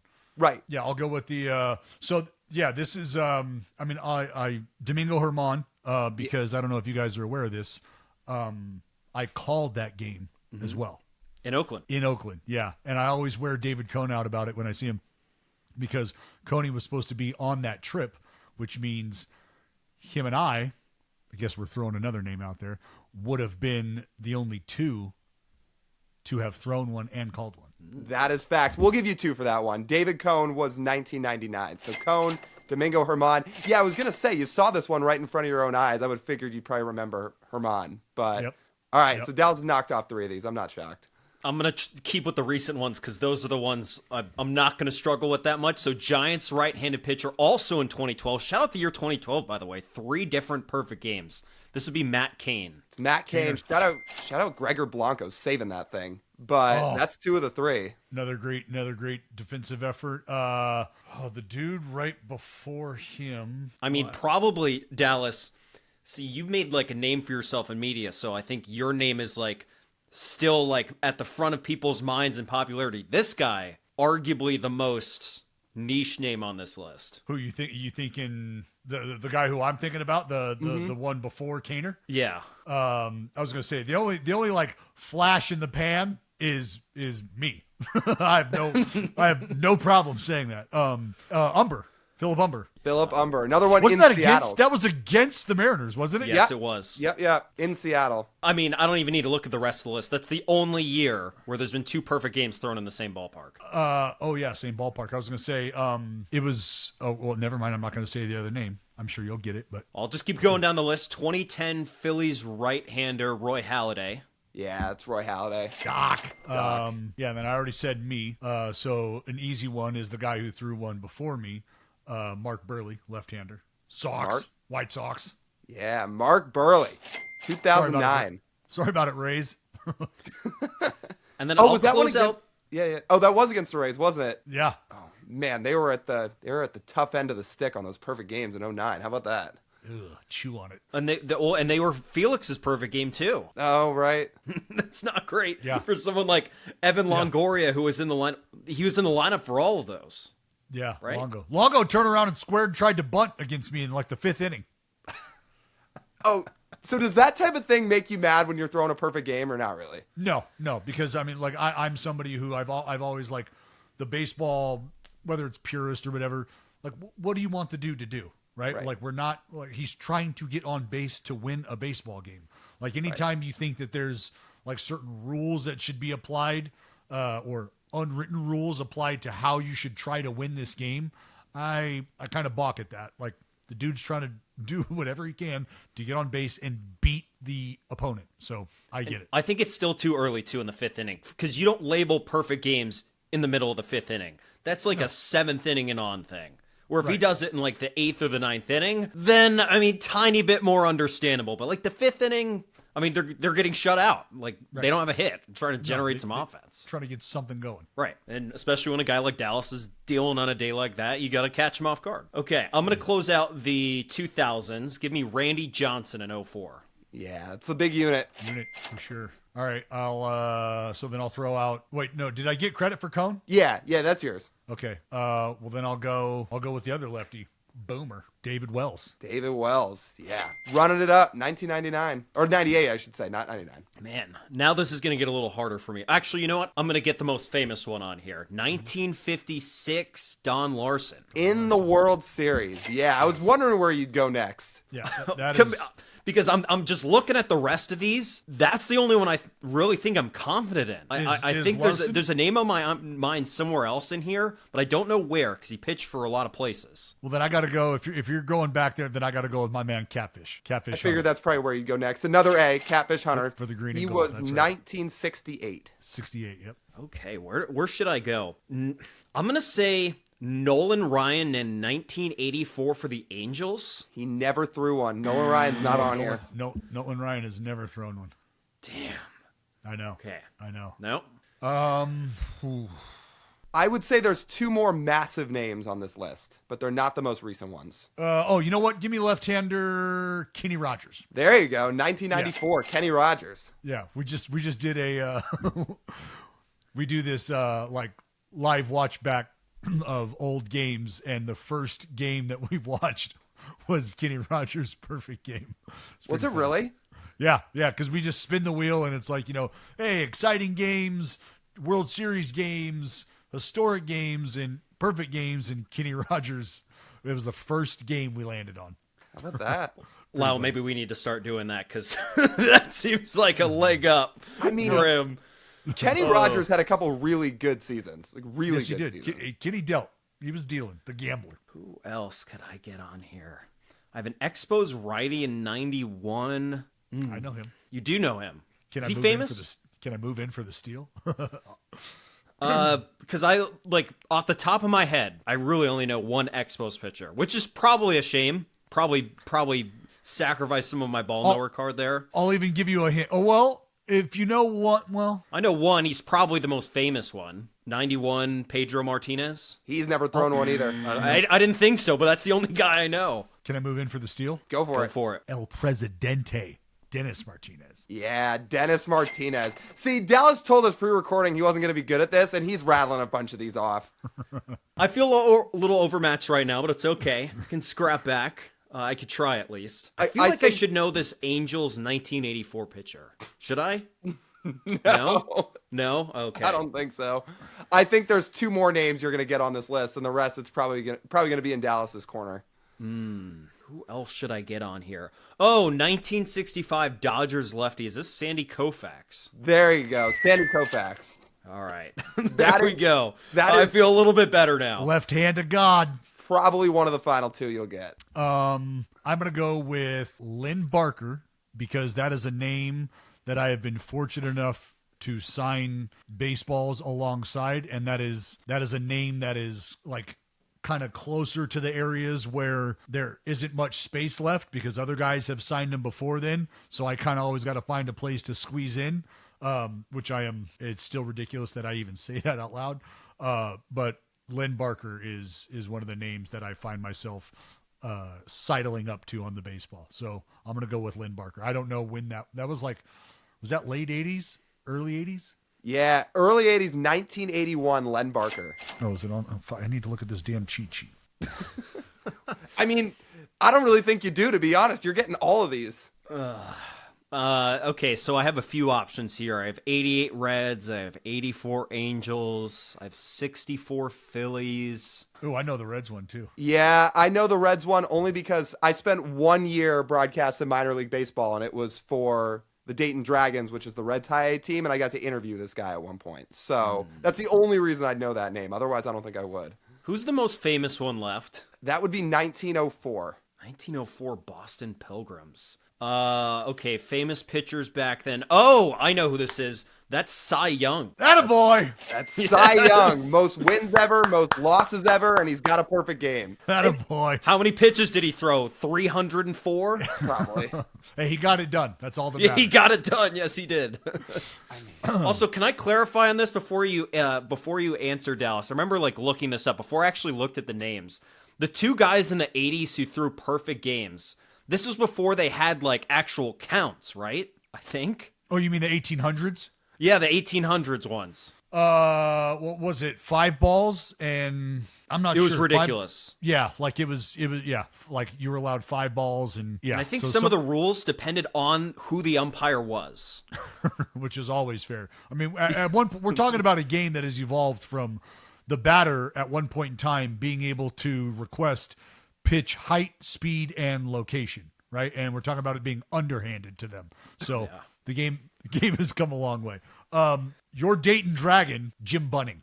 Oh, Jim Bunning's on here at 64, but that's not who I interviewed. Oh, that's not who you interviewed. Okay. No, but Bunning's a right answer, so that's another one. Okay. Yeah, because Bunning and Bunning and Barker are in like similar spots on the baseballs. What am I supposed to do now? Do you have a suggestion?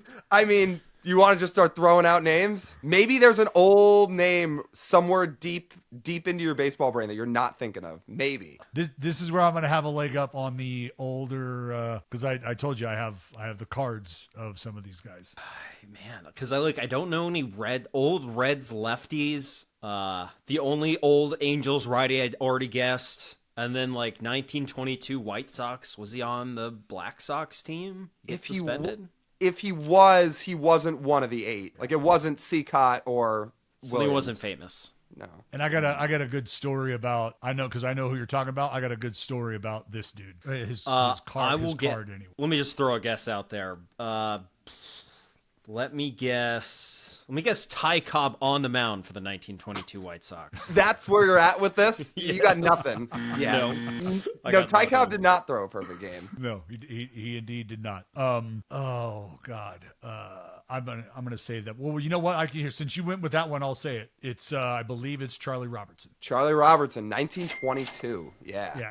His T206 caramel is one that I could not find this thing forever. I was getting laughed out of like Reddit forums. Like this is actually how I started to learn how to go on Reddit when I was putting this thing together. Like, how do I find this card? Like, I'm just asking everybody, where am I going to find this card? And people are like, buddy, you're not like, no, you're going to have to buy the whole set. Like, that's just not going to be a thing. So like I instantly had my hopes dashed of putting this putting this set together. And then actually an A's fan reached out to me and was like, hey, I've got one of these cards. Like, I have this card and I want you to have it. Can you get me to a game? And I was like, buddy, can I get you to a game? I'll get you down on the, like, yeah, you want me to name a child after you? Like, what do I need to do? And so long story short, he ended up getting me the card. And then a business partner of mine actually at the same time was seeing my journey trying to find this card and just blindly sent me this card. So I opened up the mail one day, boom, I've got a Charlie Robertson caramel. And I was like, oh my God, now I have 2 of them. I actually have 3 of them as we speak right now. Oh, that's crazy. That's a pretty good pull. T206 cards, like, you know, you're not just finding those at your local card shop. No. I'm gonna just pass, Dallas. I mean, I don't know who's left. I threw, and this is probably the last one that I'm going to have because I'm not sure that I remember the other ones, is Addy Joss. Yeah, that's 1908, Addy Joss. And that's your old card too, right? Yeah, that's the only reason I even know that one, to be totally honest. It's not like I just know that because I don't remember the other ones. You said Cy Young, and I think there's, one more or 2 more? Yeah, so, okay, the 4 we didn't get, I'll just rattle them off. 1988, that was Tom Browning. That was the guy I interviewed with the Reds. Okay. Browning threw a perfect game. 1984 was Mike Witt. That was your Angel, TJ. You were not getting that. No, I don't know who Mike Witt is. And then you got Monty Ward in 1880 and also Lee Richmond in 1880. Lee Richmond, that's right. Was he was Sounds like a general in the army. No, that was not the Boston. Was it Boston? Not Boston. There's the Providence Grays and the Worcester Ruby Legs. I feel like we did all right. Yeah. It was really good. You better than me. Unfair. Thank you guys for watching another one of our videos. If you've made it this far, you might as well hit the like button and leave us a comment below which guess was the hardest. Make sure to subscribe and turn on the notification bell so you never miss an upload. If you want to watch all of our trivia, we've compiled it all for you. You just got to click right here. And if you want to listen to Lau and I talk more baseball, we do a Mariners podcast. That'll be right here. Thank you guys so much for watching. We'll talk to y'all next time.